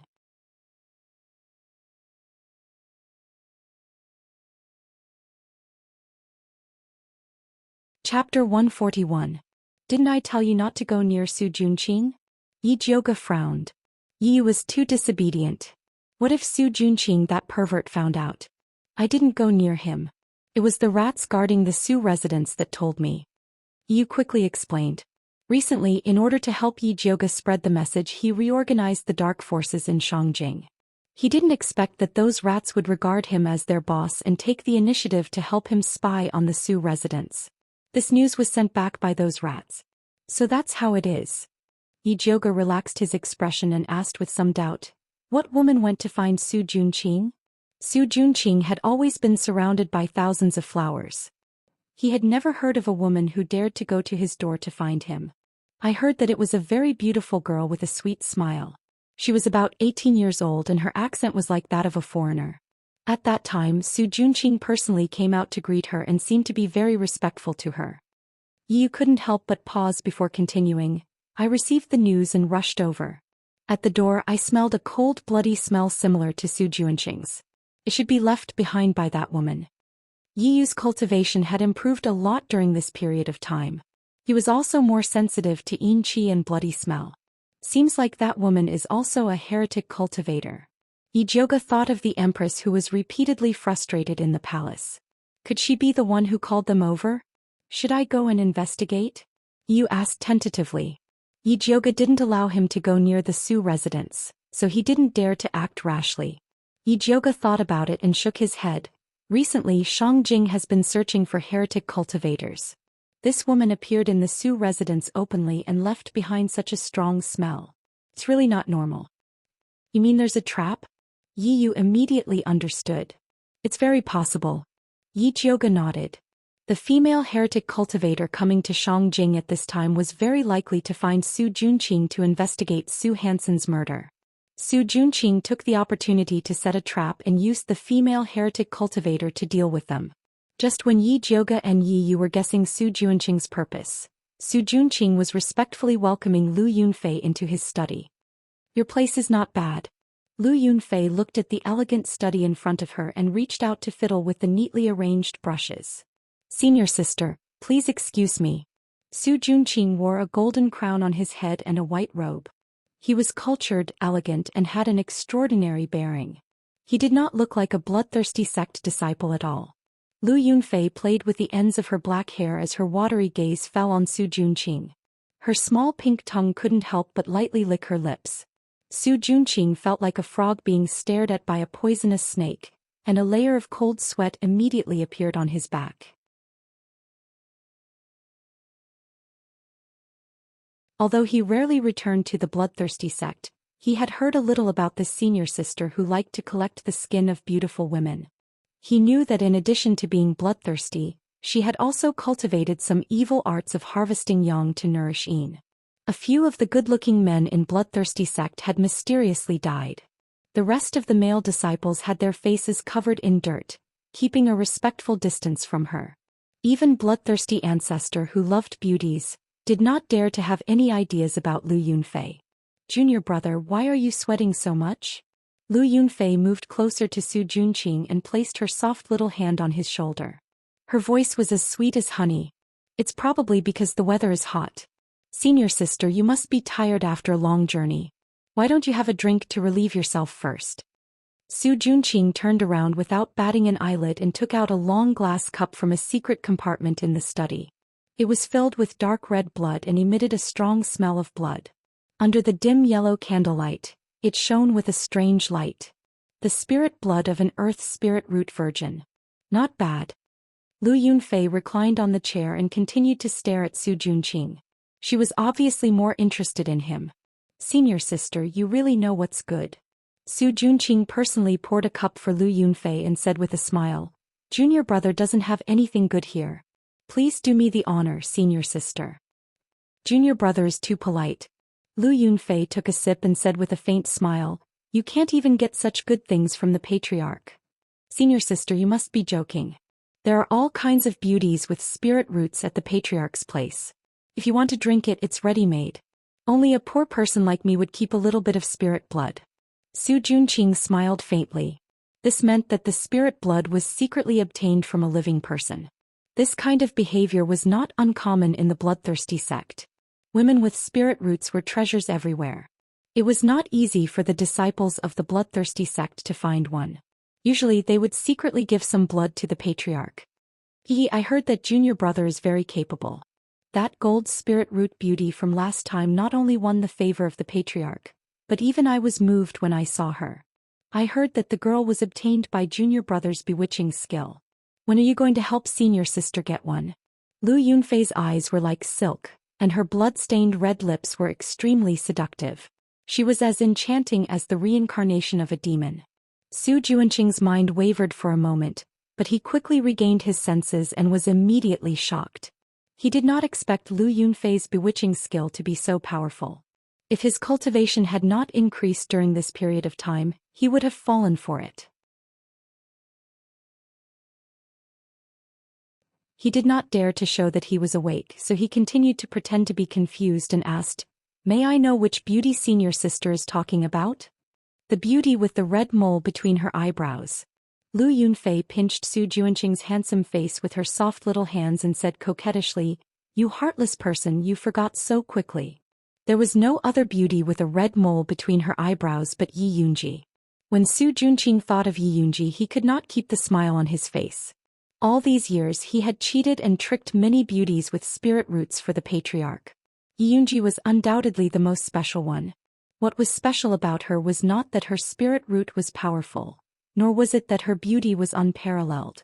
Instead, it was that Yi Yunji became pregnant with his child after they consummated their marriage. The beautiful appearance of Yi Yunji when she was pregnant flashed through his mind, and he felt an inexplicable sourness in his heart. At that time he really wanted to hide Yi Yunji and let her give birth to the child safely. He did not expect that she would abort the child after learning that the Yi family was destroyed. When Su Junqing thought of the bloody fetus, he could not help but clench his fists. He did not need a bitch who was out of control. Therefore he did not hesitate to give Yi Yunji to the bloodthirsty patriarch. He had thought that she would die quickly like the other women. He did not expect that she was still alive. Lu Yunfei had been observing Su Junqing's expression. When she saw that his expression was ferocious and filled with hatred, which was no different from the bastards of the bloodthirsty sect, she immediately lost interest. Lu Yunfei's pretty face changed and she said impatiently, "This time I came to investigate the cause of death of Nurse Su and Su Hansen. Tell me what happened."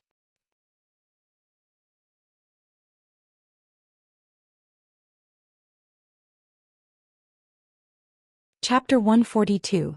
Su Junqing did not understand why Lu Yunfei suddenly became hostile, but her cold face was much better than seducing him earlier, so he straightened his face and said, "What? Nurse Su and Su Hansen were killed by Yi Jioga, Wan Xiang by Songling and the others. Tell me, who are they?" Lu Yunfei drank the spiritual blood with an indifferent look on her face. Su Junqing then explained the origins of Yi Jioga and the other two. Yi Jioga is Grandmaster Yun's granddaughter, Wan Xiang is a rising star in the Ministry of Justice, and Bai Songling is Prince Dongling's confidant. Are you afraid that others won't know about the existence of us evil cultivators? Lu Yunfei's eyes instantly turned dangerous. Although she was arrogant, she was not brainless. Evil cultivators' cultivation methods were cruel and had always been a thorn in the side of the righteous spiritualists. Otherwise, the bloodthirsty sect would not have hidden in the remote mountains.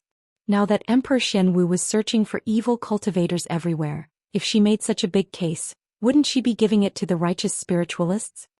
"Senior sister, please calm down. Listen to me for a moment." Su Junqing carefully explained his plan to her. After listening, Lu Yunfei could not help but look at Su Junqing and smiled. "I really underestimated Junior Brother. Junior Brother is really talented to think of such an idea." "Senior sister, you flatter me. I'm also doing this for the good of the bloodthirsty sect. As long as we get rid of all these people, I can guarantee that Emperor Xianwu will not dare to mention evil cultivators again," Su Junqing said confidently. He had spent a lot of effort to think of this idea. It would definitely be able to get rid of those thorns. Then we'll do as you say." Lu Yunfei nodded indifferently. "Thank you for your support, senior sister." Su Junqing cupped his hands and said, "Senior sister coming here today has probably attracted the attention of many people. There might be spies coming to investigate. Senior sister, please help me." "What, a few spies are enough to stump you?" Lu Yunfei played with the glass cup and drank another mouthful of spirit blood. "Senior sister, please don't laugh at me. I'm not afraid of other spies, but there is one that is very difficult to deal with." Su Junqing sighed and said, "That spy is called Yi Yu and has already cultivated into a shadow assassin. He comes and goes without a trace and is truly difficult to deal with." "Interesting, I like this kind of excitement." Lu Yunfei licked the blood on the corner of her mouth, like a cat that smelled blood. "With senior sister's help, that scout will definitely die." Su Junqing had a smile on his face, but his eyes were sizing up Lu Yunfei without a trace. He noticed that the red pupils in her eyes were gradually forming, which meant that she had cultivated the bloodthirst art to the 3rd level.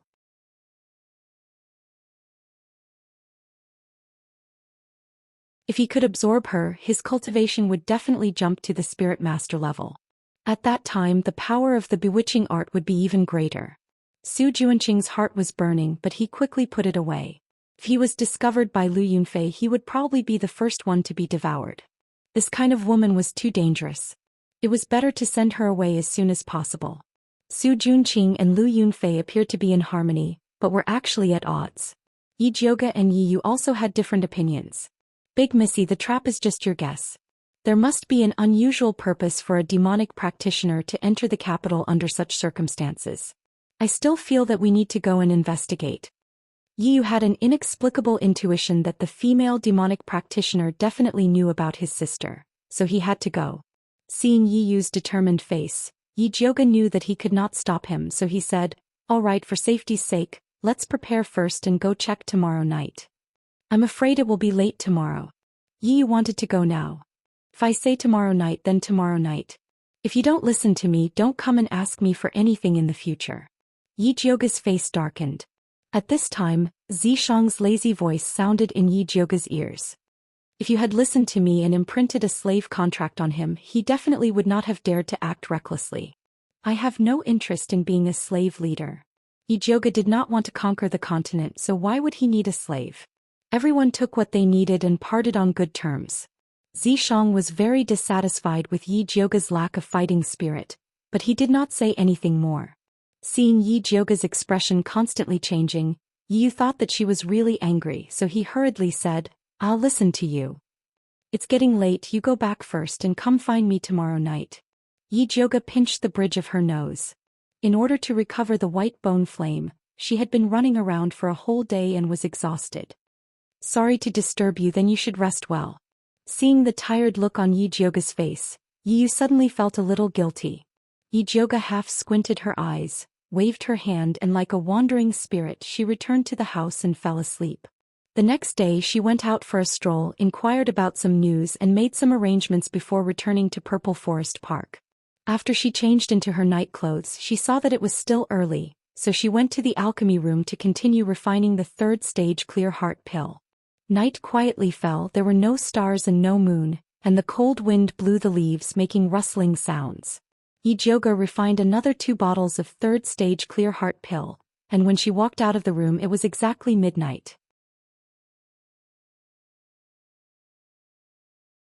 Yi Yu was already waiting in the courtyard and said, "Eldest miss, the spy I placed in the Su residence reported that after that woman entered the Su residence, she was arranged by Su Junqing to stay in his study, and no one was allowed to enter or leave. Looks like Su Junqing is really afraid that we won't go find her." Yi Jiuge smiled. Arranging a woman of unknown origin to stay in such a strange place like the study, as long as one was interested in the Su residence, they would not be able to resist investigating. "Eldest miss, why don't I go to the Su residence myself?" Yi Yu was not afraid of traps, but he was afraid of dragging Yi Jiuge down. "Don't be silly, take this before entering the Su residence. It can resist Su Junqing's bewitching spell." Yi Jiuge threw the newly refined clear heart pill to Yi Yu. "Many thanks." Yi Yu took the pill and once again rejoiced that he followed a pill master, so he did not have to worry about pills. Yi Jiuge put on her mask and quietly went to the Su residence with Yi Yu. Compared to the previous time when it was brightly lit, the current Su residence was much dimmer. Su Junqing's study is next to the main courtyard. Yi Yu stood in the shadows and pointed to the brightly lit small courtyard in the middle. Yi Jiuge glanced at the main courtyard and then looked at Old Master Su's small building and asked, "How is Old Master Su now? How else can he be? His descendants are filial, greet him in the morning and evening, and he is surrounded by servants. What a blessing." Yi Yu sneered. He hated everyone in the Su family, including Old Master Su. "Knowing that he is not doing well, then I am relieved." Yi Jiuge smiled. Until now, the spirit doctors in Shangjing had not discovered that Old Master Su's coma was caused by a demonic technique, so there was no cure. Yi Yu deeply agreed with Yi Jiuge's words and softly asked, "Eldest miss, do we go now?" "No rush, wait a little longer." Yi Jiuge shook her head, now was not the time to go in.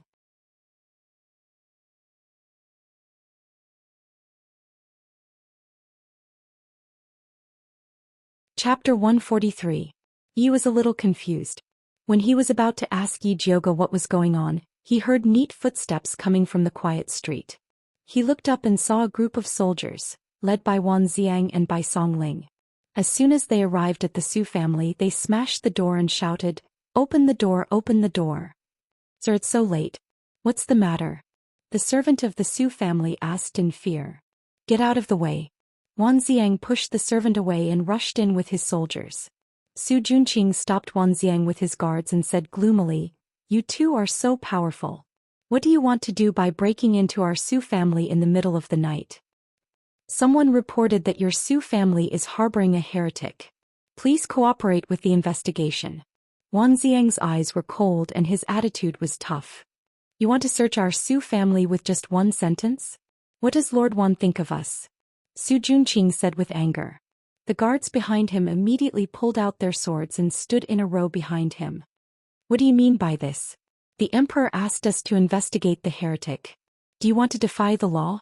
Bai Songling began to make a big deal. "What do you mean by investigating the heretic? I think you want to avenge yourself." Su Junqing didn't give in.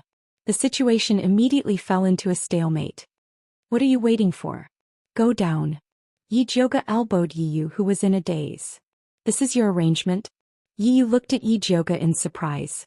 He didn't expect that she would call Wan Xiang. Of course, ordinary people like us have to report to the government immediately when we find a dangerous person. Yi Zhouge smiled proudly. They go down. I'll wait here. If there's anything, just send the signal. Yi didn't say anything more. He took advantage of the chaos and sneaked into the main courtyard silently. He pried open the window of the study and landed on the ground. Suddenly he felt like stepping on mud. Yi looked down and found that there was a layer of light red sand in the shadow of the floor of the study. He was about to leave when a sweet voice sounded in the study. What are you looking for, little brother? Do you need my help? Then a fair and soft little hand reached into the shadows and tore off Yi's mask with incomparable precision. Yi raised his head and saw a girl in a pink dress standing in front of him. Aya, what a beautiful little brother. The young girl looked at Yi with a hint of amazement in her eyes. Who are you? Yi looked at the beautiful girl with vigilance.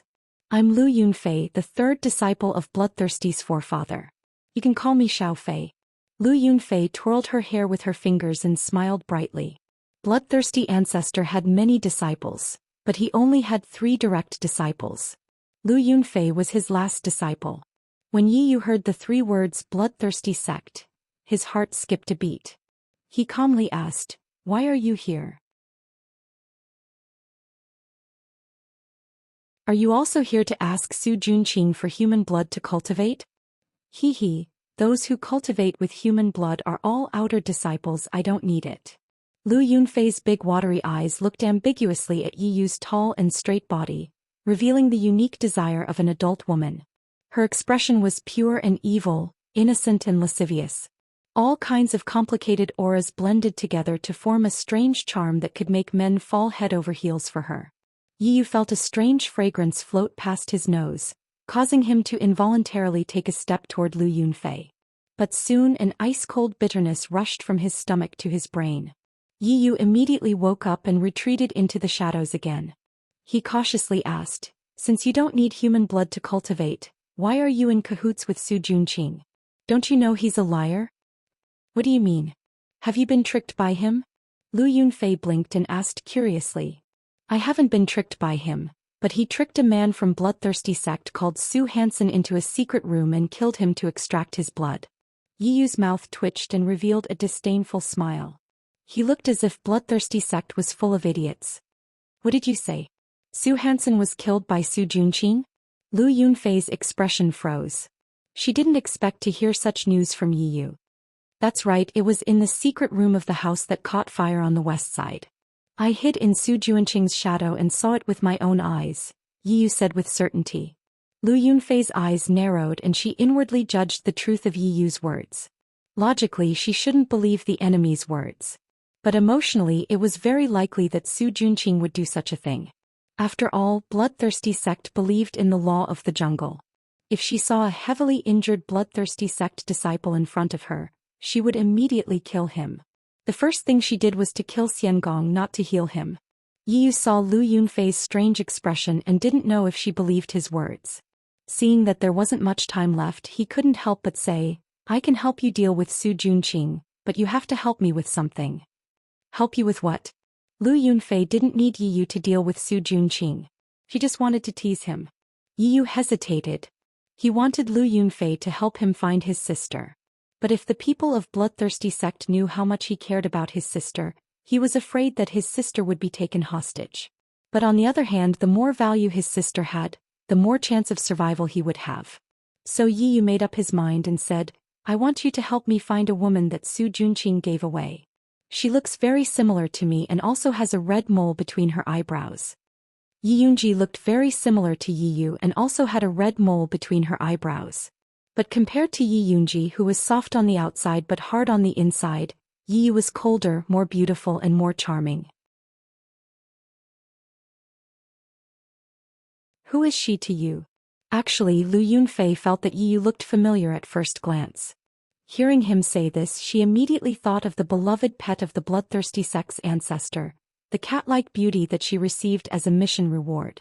She is my only family, Yi said without hesitation. Aren't you afraid that I'll send this news back to Bloodthirsty sect? Lu Yunfei didn't know if Yi was naive or stupid to directly tell others his weakness. I am. Yi Yu's beautiful face reflected a deep shadow under the flickering candlelight, carrying endless bitterness. But I'm more afraid that she's dead. Lu Yunfei's pupils involuntarily shrank. An indescribable feeling welled up in her heart. She grew up in bloodthirsty sect and learned to drink blood before she learned to drink milk. Every day she thought about how to steal cultivation resources, how to kill and how to not be killed. The people around her were the same scum and scum. This was the first time she saw a fool like Yi Yu who valued family. This kind of fool was really hateful.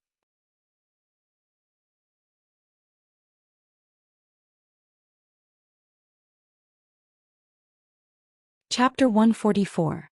Lu Yunfei's nails pierced into her palm, but her face revealed an incomparably sweet smile as she said, "All right, you help me deal with Su Junqing and I'll help you find my sister.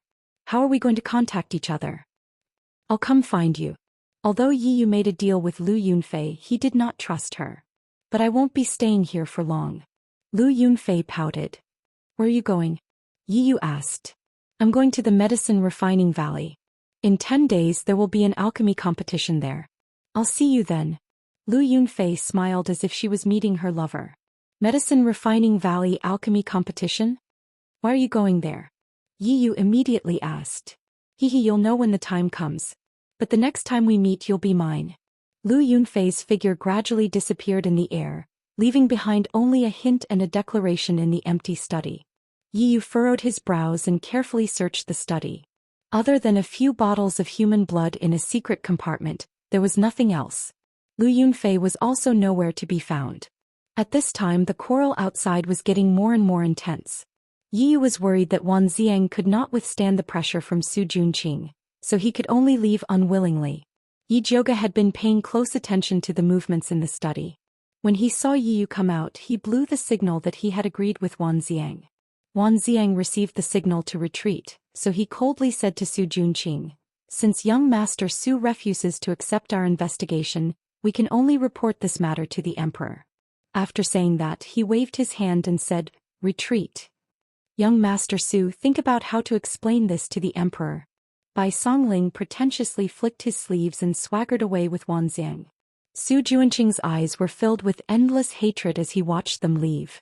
If grandfather was still here, these guys would definitely not dare to be so arrogant. Su Junqing couldn't help but take a deep breath when he thought of his grandfather who was still in a coma. After completing the task given to him by the ancestor, he would ask the ancestor for a favor and ask him to send someone to see what was going on with grandfather. However, this was all in the future.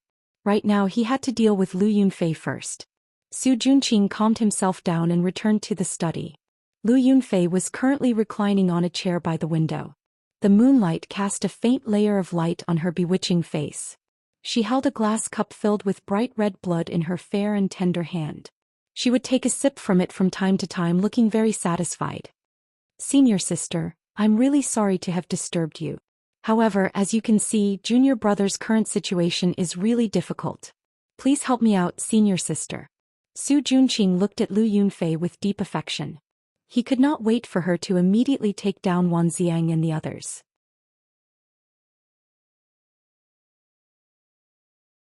"I just heard something very interesting." Lu Yunfei stared at the spiritual blood in the glass cup and said indifferently, "I heard that junior apprentice brother Su Hansen wasn't killed by anyone, but was eaten by you to cultivate. Is this true?" "Absolutely not. No matter how bold I am, I wouldn't dare to do such a thing." Su Junqing was shocked in his heart and repeatedly cried out his grievances. At that time he was worried that the increase in his cultivation would arouse suspicion. Thus he devoured Su Hansen to cultivate the bewitching art. As long as he did not use the bewitching art, no one would notice anything strange. "I don't care how Su Hansen died. However, if someone wants to use me as a chess piece, then they have to see if they have the ability to do so." Lu Yunfei swung her hand and the spiritual blood in the glass splashed onto Su Junqing's face. The wet and sticky blood covered his face, but he did not dare to move. "Little fellow, you're still too inexperienced to fight with me." Lu Yunfei gracefully walked in front of Su Junqing and used the glass cup to pat his face. She sneered, "Tomorrow I will set off for the Medicinal Refinement Valley. If there is any mistake in the task given by the old ancestor, you can bring your head to see me." "Yes." Su Junqing bowed deeply and looked at Lu Yunfei's pink dress as it flashed past his eyes. Deep in his eyes, there was an unconcealable hatred. Outside the Su residence, after Yi Jiuge and Yi Yu met up, they secretly went to Wan Xiang and Bai Songling's residence. Bai Songling and the rest were already waiting inside. The moment they saw Yi Yu, they asked impatiently, "Yi Yu, you've been in there for so long. Did you find anything?" "I saw that female heretic cultivator called Lu Yunfei." Yi Yu told them about his conversation with Lu Yunfei. However, he did not mention anything about his sister and only said that Lu Yunfei would meet him at the Medicinal Refinement Valley. Looks like their target this time is the alchemy competition. Brother Wan, I think you should find someone to inspect the Medicinal Refinement Valley, especially the places that the Crown Prince set up. When Yi Jiuge first heard that the Crown Prince was in charge of the alchemy competition, he felt that something was amiss. This alchemy competition is an annual event in the Thunder Country. Other than the people of the Thunder Country, there are alchemists from other countries participating.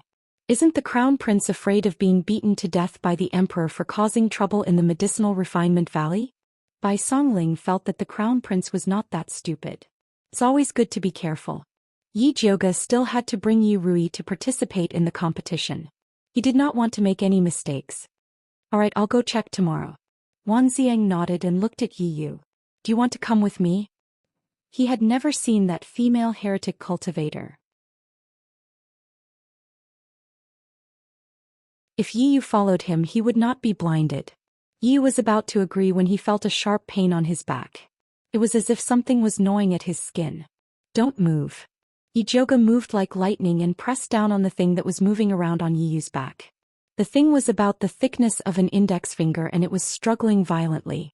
Wan Xiang tore Yi Yu's clothes and found that it was a pitch-black poison earth dragon. It was constantly struggling under Yi Jiuge. "Isn't this little mute's poison earth dragon? Why is it here?" Bai Songling looked at the black worm in disgust. This poison earth dragon looked extremely ferocious and sinister. It had no eyes on its head, only a large mouth filled with fine white teeth. There were also 2 thin wings on its back. As long as Yi Jiuge let go, it would immediately disappear without a trace. "Who's little mute?" Wan Xiang immediately frowned. He had been going out early and returning late recently. He had been investigating the heretic cultivator in the Ministry of Justice. He did not know that there was a little mute living in the backyard. Its young mistress who hired him to help raise the worm. Bai Songling explained little mute's background in detail. Can this person be trusted? Wan Xiang looked at the poison earth dragon that was constantly struggling in Yi Jiuge's hands.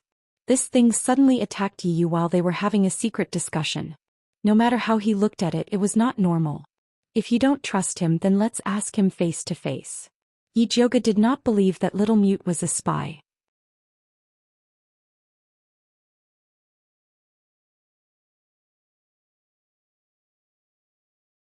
Chapter 145. Yi Jiuge jumped over the wall and entered little mute's courtyard. Yi Yu, Wan Xiang and Bai Songling followed behind her. "Little mute, come out." Yi Jiuge pinched the worm with his left hand and knocked on little mute's door with his right. The wooden door opened silently. Little mute's skinny body was hidden behind the door. Only half of his snow-white face could be seen. 2 big black eyes looked at everyone expressionlessly. In the deep night, it looked especially terrifying. Yi Jiuge and Bai Songling were already used to little mute's weird look. This was the first time Wan Xiang and Yi Yu saw it, so they couldn't help but stare at little mute vigilantly. Little mute didn't even look at Wan Xiang and Yi Yu, the 2 outsiders. He extended his skinny little claw towards Yi Jiuge and then raised a thin index finger, indicating that he wanted to exchange this poison earth dragon for a bottle of spirit beast pills. "I'm not here to exchange." Yi Jiuge pointed at Yi Yu and asked, "Why did this thing suddenly appear on my friend's body?" Little mute's big black eyes swept across Yi Yu's body. Then he made an eating gesture. No one else understood, but Yi Jiuge instantly understood little mute's meaning. "You mean this worm is eating something on my friend's body?" Little mute nodded expressionlessly. "What can be eaten on my body?"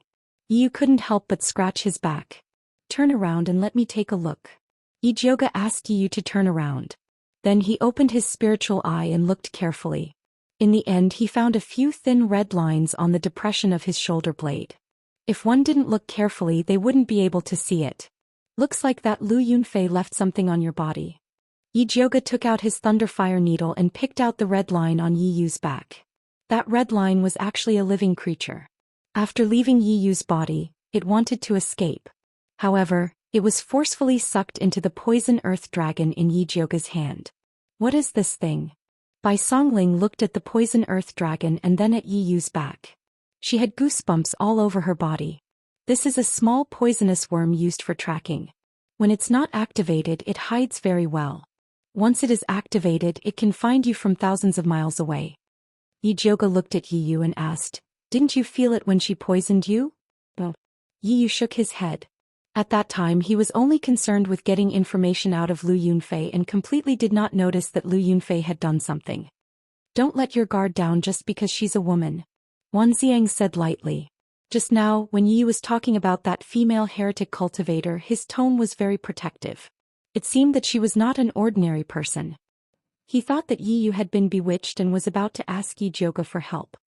"I was careless." Yi Yu could not help but lower his head.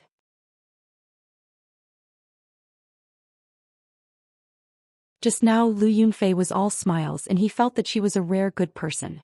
Indeed, he had let his guard down a little.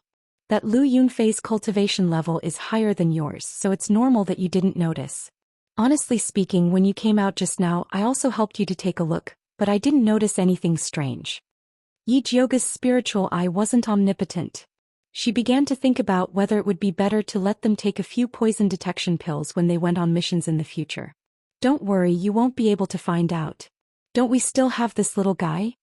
Bai Songling looked at the poison earthworm in Yi Jioge's hand with fiery eyes, as if he was looking at a peerless treasure. "You're right." Yi Jioge nodded. There were specializations in every field, and this kind of strange poison had to be dealt with by a professional poison earthworm. "Little Mute, how many more of these poison earthworms do you have? We'll take them all," Yi Jioge said in a rich and overbearing manner. Little Mute directly extended a slap towards Yi Jioge. 5 bottles of spirit beast pills, didn't you just say 1 bottle for 1 dragon? Yi Jioge widened his eyes. This Little Mute's asking price was getting more and more ruthless. Little Mute expressionlessly made a few hand gestures. Bai Songling looked at the side anxiously and could not help but ask Yi Jioge, "What is this Little Mute saying?" He said that there is only one condition and that it's a rare commodity, take it or leave it. Yi Jioge only had 2 words in his heart. Originally he thought that this Little Mute was an honest child, but he did not expect that he would actually raise the price. A bottle of spirit beast pills costs 500 silvers in the market, so 5 bottles for 2,500 silvers is not expensive. Wan Xiang actually nodded his head at the side. In his heart, anything that could be used to deal with heretic cultivators was priceless. Little Mute rarely shifted his gaze to Wan Xiang's face, and his black eyes revealed a rare trace of expression. Knowledgeable. Knowledgeable my ass. Yi Jioge really wanted to kick this scammer Wan Xiang out. Those spirit beast pills that cost 500 silvers per bottle on the market were all fake goods. How could they compare to the spirit beast pills she refined? Moreover, Little Mute originally only wanted 1 bottle, but now it had risen to 5 in the blink of an eye. If he grew his appetite, it would be very difficult to deal with him in the future. Whoever wants it can exchange with him yourself. Yi Jioge threw the poison earth dragon back into Little Mute's hands, and decided not to tolerate this bad habit of his. "Give it to you." Wan Xiang did not know that Yi Jioge was being sarcastic and decided to give it to Yi Yu.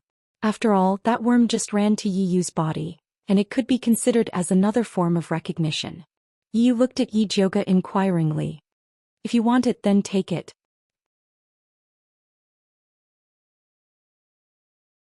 "Anyway, without her no one would be able to get it." "Then I won't stand on ceremony." Yi Yu really wanted it. In the future he still had to go to the bloodthirsty sect to save his sister, and this worm would undoubtedly be a good helper. "Little Mute, since he has already decided to buy it, why don't you give this worm to him first?" Bai Songling felt that since everyone was so familiar with each other, it would not be a problem to take the goods first. In the past Yi Jioge often did this. Unexpectedly, Little Mute shook his head without hesitation. He only trusted Yi Jioge, and if others wanted to take the goods, they had to hand over the money. "Then I will go buy spirit beast pills tomorrow morning to exchange."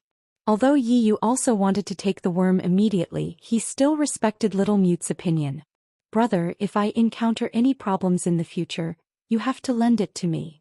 Bai Songling hugged Yi Yu's shoulder and said. Right now he and Wan Xiang were catching heretic practitioners every day, so there might be a time when he would need Yi Yu's help. Sure. Yi was still very generous to his own people. Yi Jioga chuckled as she looked at the people who were thinking too much, then turned around and went back to the Yi mansion to sleep. He slept all the way until noon. When she woke up to eat, she could not avoid being nagged by Mother Qing about her irregular work and rest schedule. Yi Jioga responded with a few words, then used the excuse of refining pills to hide in the pill refining room. Before she entered the door, she saw Yi Yu's face peeking out from the shadow of the window. Why are you here? Yi Jioga opened the window and welcomed him in. Eldest miss, that Little Mute is suddenly unwilling to exchange again. Yi looked at Yi Jioga helplessly. Last night they had clearly agreed on 5 bottles of Spirit Beast pills, but after that Little Mute smelled those Spirit Beast pills, he refused to exchange. They could not understand Little Mute's hand gestures, so they could only ask Yi Jioga for help.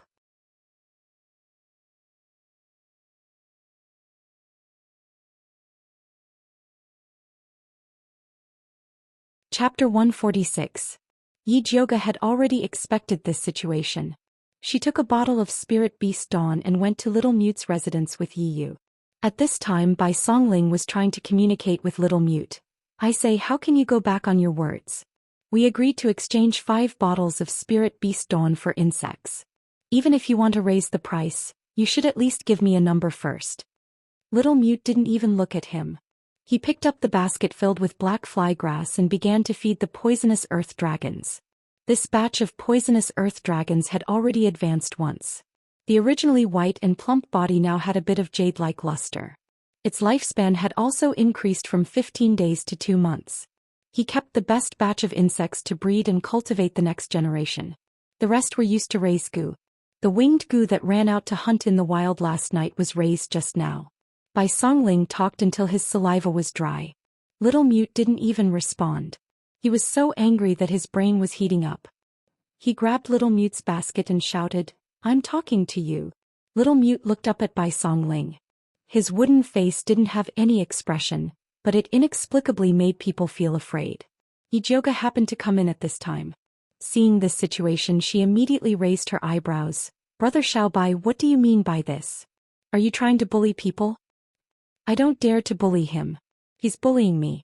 Bai Songling awkwardly handed the basket to Little Mute. Little Mute took the basket and looked at Yi Jioga. I heard you don't want to exchange with them? Yi Jioga asked. Little Mute fanned his nose with his hand and gave a thumbs down to Bai Songling. What do you mean? Bai Songling was so angry that he stomped his feet. He means that the Spirit Beast Dawn you brought are fake. Yi Jioga translated. Bullshit. This is refined by our 100 Herb Hall's level 3 pill refiner. How can it be fake? Bai Songling angrily said. Selling fake pills was the most vicious slander to a pharmacy. No one could stand it. Little Mute didn't say anything. His eyes naturally revealed a look of disdain. Actually, Brother Xiaobai isn't wrong. The pills he gave you are the best pills on the market. It's just that the pills you ate in the past were personally refined by me, so they aren't sold on the market. Yi Jioga returned the gesture that Little Mute gave her last night. A bottle of Spirit Beast pills for a worm. Elder sister's medicinal pills are a rare commodity. It's up to you whether you want them or not. Little Mute furrowed his brows and his little face became a little conflicted. In fact, he also knew that what Yi Jioga said was true. The Spirit Beast pills that Bai Songling and the others brought were not bad. At least they were better than the ones he had secretly obtained before. After using the medicine personally refined by Yi Jioga, he didn't care about the others.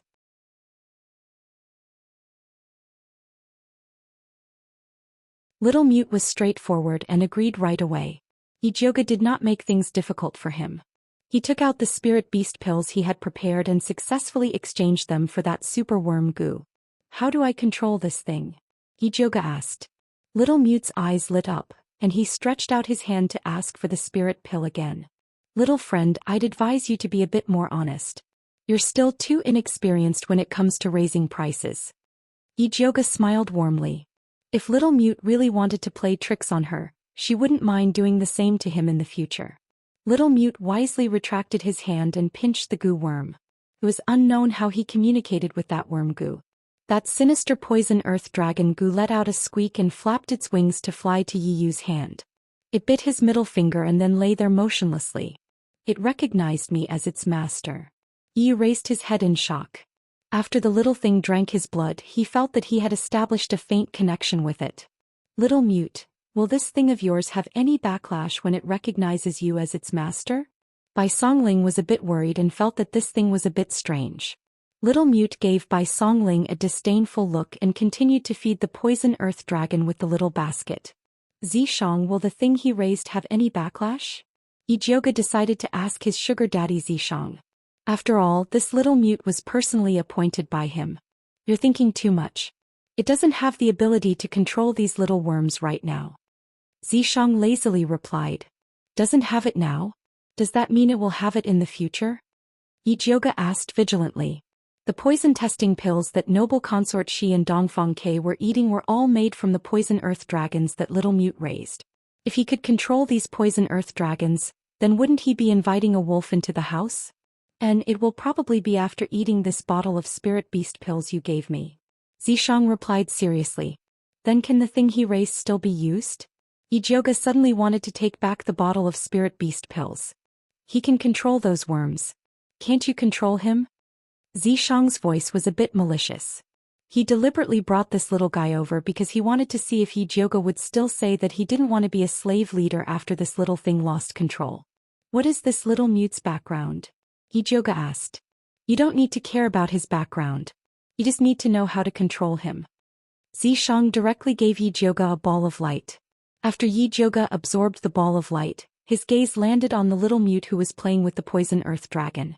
She saw that he was wearing a blue cloth, the sleeves of his clothes were dirty, and his hair was tied up messily. He didn't touch any of the new clothes that Bai Songling gave him. It was as if he had grown fond of his dusty appearance, including the name Little Mute. Originally, Yijioga felt that calling him Little Mute was a bit insulting. He wanted to change the name but was rejected by Little Mute. It seemed like he had to investigate Little Mute's background when he had the chance to see what his real body was. However, the most important thing now was the evil cultivator and the alchemy competition. Where is Brother Wan? Yijioga asked Yu. He is still in the Ministry of Justice and is preparing to bring people to the medicine refining valley. I will meet up with him later. Yu replied. If he wasn't delayed by Little Mute's matter, he was also preparing to leave now. Take these 2 bottles of pills and give one to Brother Wan. Be careful and don't fall for the poisonous beauty's bewitchment. Yijioga took out 2 bottles of level 3 clear heart pills. Yu suddenly felt a bit ashamed. Lu Yunfei's bewitchment was indeed powerful. Otherwise, he wouldn't have such a good impression of her. He had to be more vigilant next time. The participants of the competition have already left for the medicine refining valley. When are you going to leave? Bai Songling asked Yijioga. The day after tomorrow.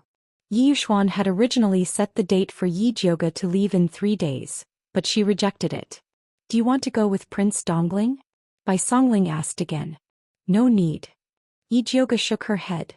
Xianxia had already left with the crown prince yesterday. It would be too conspicuous if she left with Prince Dongling. All right, I will bring some secret guards to protect you. Bai Songling said. Whatever. Although Yijioga didn't think it was necessary, she couldn't refuse the kindness of others. If there is really someone who doesn't have eyes, we can catch him for clues. Bai Songling smiled treacherously. Don't jinx it. Yijioga really wanted to kick Bai Songling. Was he protecting her or using her as a bait? Yijioga and Bai Songling talked casually. Neither of them noticed that Little Mute's eyes flashed when he heard the name of the medicine refining valley.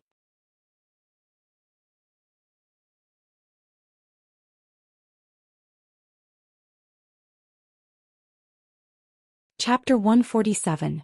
Yijioga returned to Purple Forest Park and began to prepare for the trip to Medicine Refinement Valley.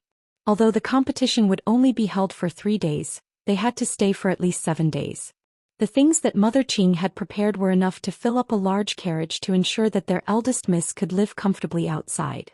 Yijioga looked at the large pile of things and couldn't help but sigh. It would be great if she had a storage bag. However, storage bags were too expensive and couldn't be bought in Thunder Country. He had to go to Great Spiritual City. It was said that one needed spirit coins to buy a storage bag and gold was useless. With her current cultivation, she didn't even need to think about it. Other than daily necessities, Yijioga also packed the small bronze cauldron and the fat black rat. Ever since the fat black rat returned from the deep pool, it had been sullen. It burrowed into Yijioga's pocket and continued to pretend to be depressed. Yijioga felt guilty and decided that he would make it up to the fat black rat in the future. On the day of departure, Yi Yuxuan personally came to send them off. Su Yufeng used the excuse that she wasn't feeling well and did not come out. Although Yi Yuxuan was unhappy with Yijioga, he treated Yi Rui well. For Yi Rui's sake, he sent 10 guards with a spirit practitioner surnamed Pan to escort them. Yijioga and the group set off in the morning and arrived at Medicine Refinement Valley at dusk. Medicine Refinement Valley was located on a flat ground between two small mountains. The imperial family had specially funded the construction of Medicine Refinement City and assigned people to manage it. Yijioga looked out the small window of the carriage. He saw a magnificent castle spanning between the mountain ridges. The gray city walls were 300 to 400 feet tall, and as far as the eye could see, there were many tall buildings. Big sister, why did the emperor build this castle here? Yurui asked curiously. I heard that behind Medicine Refinement Valley is a third-rank spiritual land filled with all kinds of precious spiritual herbs. That's why he built the castle here. Yijioga heard this from Bai Songling. Third-rank spiritual lands were extremely rare in Thunder Country, and the imperial family naturally treasured them. Medicine Refinement Valley was rarely open to the public. Only during the alchemy competition would they welcome outsiders. Oh. Yurui nodded, not really understanding. The pills she could refine were all very low grade and did not understand how precious a spiritual land that could be guarded by a city was. Yijioga wanted to broaden Yurui's horizons, so he got off the carriage and held her hand as they walked into the Medicine Refinement Valley. Although it was already dusk, the city was still very lively. The streets were filled with shops selling medicinal ingredients, pill furnaces and ores.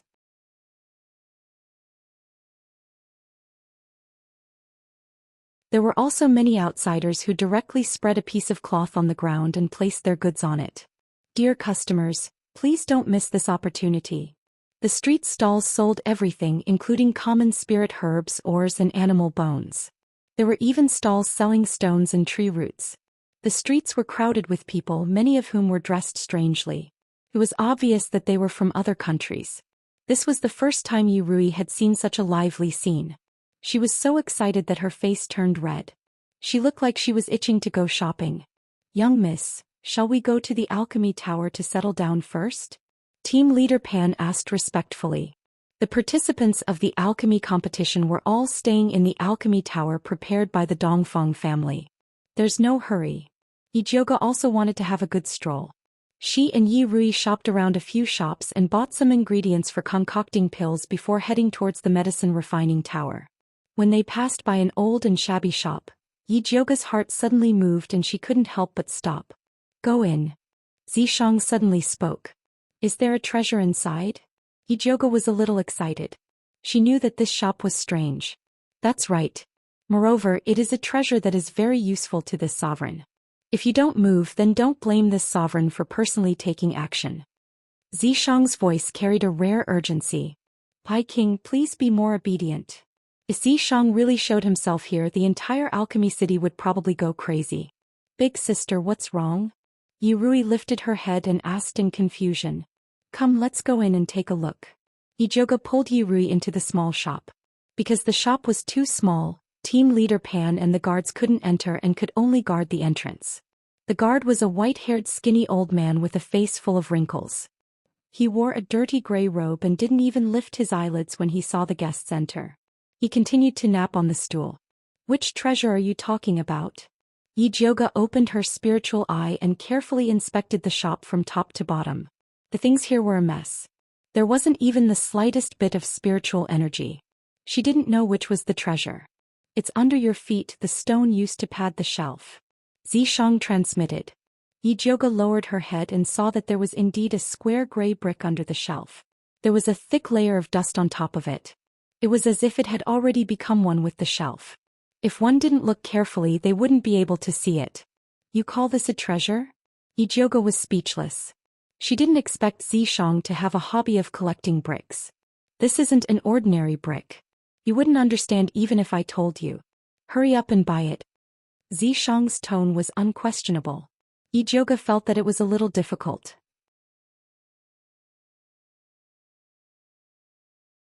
If she bought a brick for no reason, it might arouse the suspicion of the shop owner. At that time he might treat it as a treasure and raise the price. The most common method was to buy a few good things and ask the shop owner to buy the brick. However, this shop was really shabby. It seemed like there wasn't anything valuable here. Big sister, what is this? Yurui pulled out a box of light green beads from a messy pile of miscellaneous items in the corner. Ijoga glanced at it and said, "This is a wooden bead. It has a certain effect on wood spiritualists. However, the spirituality inside has already been completely lost." Is that so? I think it's pretty. Yurui held the wooden bead and looked like she couldn't bear to let it go. Ijoga suddenly had an idea. If she bought a brick, it would arouse suspicion. However, if it was a child like Yurui, it might not necessarily be the case. After all children have the right to be willful. Ijoga was just about to ask Yurui to buy a brick for him when he realized that his body suddenly couldn't move. Why go through so much trouble? Zhishang was a little impatient. He directly controlled Ijoga's body and pulled out the brick from under the shelf. He threw it on the table and said coldly, "Name your price." The messy old man slowly opened his droopy eyelids. His muddy old eyes glanced at the gray brick. He stretched out his palm and said slowly, 5,000 taels of silver. Before Ijoga could say anything, Yurui's eyes widened in shock. What? You want 5,000 taels of silver for a broken brick? Oh. The old man shook his head and said unhurriedly, "It's not silver, it's gold." Yurui opened her mouth and looked at the old man in shock. She then turned to look at Ijoga with an expression that said, "You don't really want to buy it." Ijoga knew that this old man would ask for a sky-high price. However, she would be crazy to buy a brick with 5,000 taels of gold.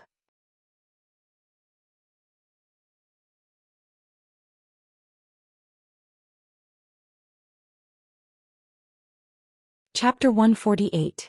Zhishang subconsciously wanted to kill this greedy old man but was stopped by Ijoga. Don't do anything stupid. There were so many people watching her come in. If the shop owner suddenly died, wouldn't that be telling everyone that he had something to do with it?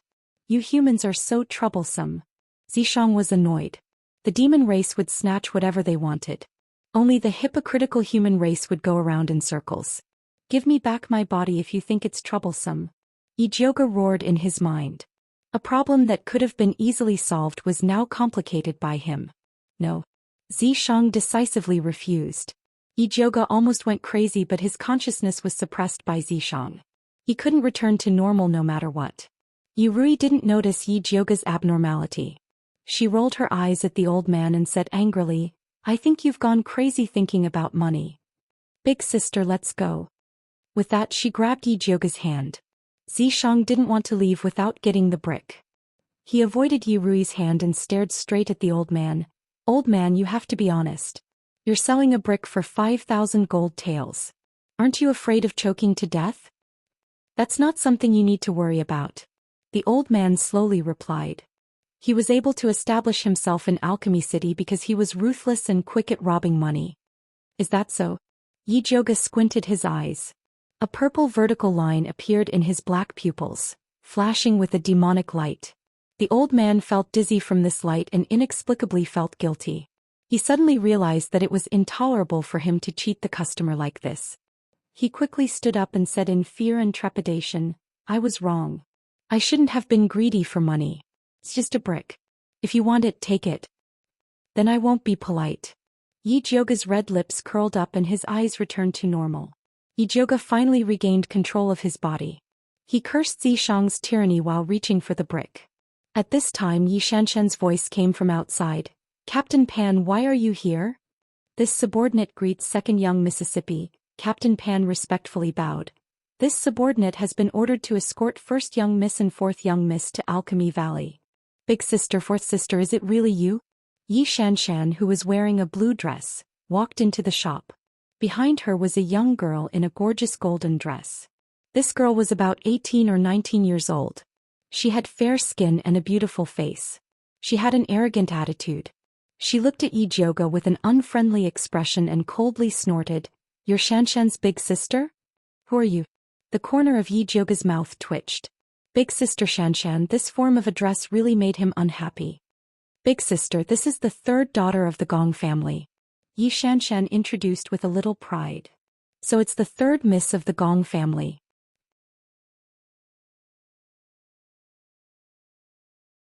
Yi Jioge thought of Gong Shifan who had helped her previously and forced a smile at the third Mississippi. However, third Miss Gong snorted coldly and turned to Yi Xianxian. "Xianxian, is your elder sister very poor so she can only come to this kind of shabby shop?" As he spoke he glanced disdainfully at the small shop and Yi Jioge and Yi Rui. "You are the poor one." Yi Rui found that her beloved big sister was scolded, and immediately retorted back unhappily. "Fourth sister, don't be rude." Yi Xianxian reprimanded Yi Rui and then apologetically said to the girl in the red dress, "Miss Gong, my fourth sister was born of a concubine. She has not had a good upbringing since she was young. Please don't bother with her." When Yi Rui heard this, her face was immediately filled with anger. Yi Jioge squeezed her little hand and said slowly, "Fourth sister, don't be angry. Your second sister was born of a second concubine, so it is inevitable that her upbringing is a little poor." This time it was Yi Xianxian's turn to look ugly. "Yi Jioge, as the elder sister, how can you slander your own sister like this? You really have no upbringing." Third Miss Gong raised her thin eyebrows and said with a tone full of sarcasm, "What does it have to do with you if I teach my own sister a lesson? Or is it that the Gong family's upbringing to be a dog catching mice and meddling in other people's business?" Yi Jioge saw that third Miss Gong had clearly come to find trouble with him, so he did not stand on ceremony with her. "How dare you insult our Gong family?" Third Miss Gong was so angry that her pretty face turned red, as if she had received a great humiliation. "Wrong, I didn't insult your Gong family, I only insulted you." Yi Jioge's poisonous tongue could not be stopped by anyone. "Big sister, you're wrong. I think it is more suitable for third Miss Gong to humiliate herself," Yi Rui said seriously. "Little hussy, you dare to insult me? I will kill you." Third Miss Gong had never been humiliated like this in her life. She waved her hand and slapped Yi Rui's face. Yi Jioge raised his hand and grabbed third Miss Gong's hand. He said coldly, "I will let you off this time for the sake of Spirit Master Gong Shifan. If you dare to make a move again, don't blame me for being impolite. You want to use the Gong family to suppress me? You think too highly of yourself." Third Miss Gong's body suddenly emitted a pale green light. It turned into a sharp winged blade and attacked Yi Jioge's chest. Fortunately, Yi Jioge was already prepared. He lifted his leg and kicked third Miss Gong's abdomen. Third Miss Gong screamed and flew out. She lay on the ground in a sorry state. The wind blade did not hit Yi Jioge, but it cut the beam of the shop. The old roof immediately collapsed. Yi Jioge grabbed Yi Rui with one hand and the old man with the other. He finally rushed out of the house before it completely collapsed. "Big Miss, are you okay?"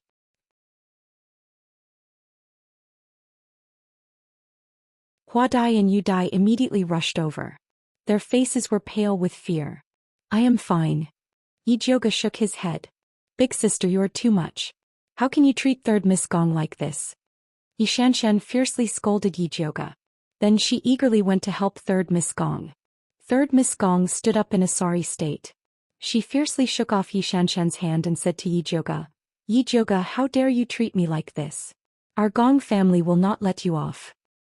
If you have the ability, fight me one-on-one. Don't drag your Gong family into this." Yi Jioge was not afraid of third Miss Gong's threat. No matter how powerful she was in the Gong family, she could not be more respected than the first grandson Gong Baiyu. As long as Yi Jioge grasped the method to cure Gong Baiyu's eye disease, the Gong family would probably force third Miss Gong to apologize. Third Miss Gong's eyes were red. Her hand flashed with green light and she was about to make a move. "Third Miss Gong, you can't." Yi Xianxian hurriedly stopped her and anxiously advised, "You can't use force in Alchemy City. Otherwise you will be disqualified." Although Yi Xianxian wished that she was the only one participating in the alchemy competition, if she did not stop third Miss Gong, the Crown Prince would not let her off. Third Miss Gong fiercely glared at Yi Xianxian. Yi Xianxian's expression also turned ugly. Although she wanted to curry favor with the Gong family, being scolded by third Miss Gong time and time again made her very angry. She did not want to stop her. Just as third Miss Gong was about to make a move, a familiar voice suddenly sounded. Stop. That you're tuning in to the Zhou Xian's Legacy YouTube channel. Don't forget to subscribe and join us on this journey to catch the most captivating stories.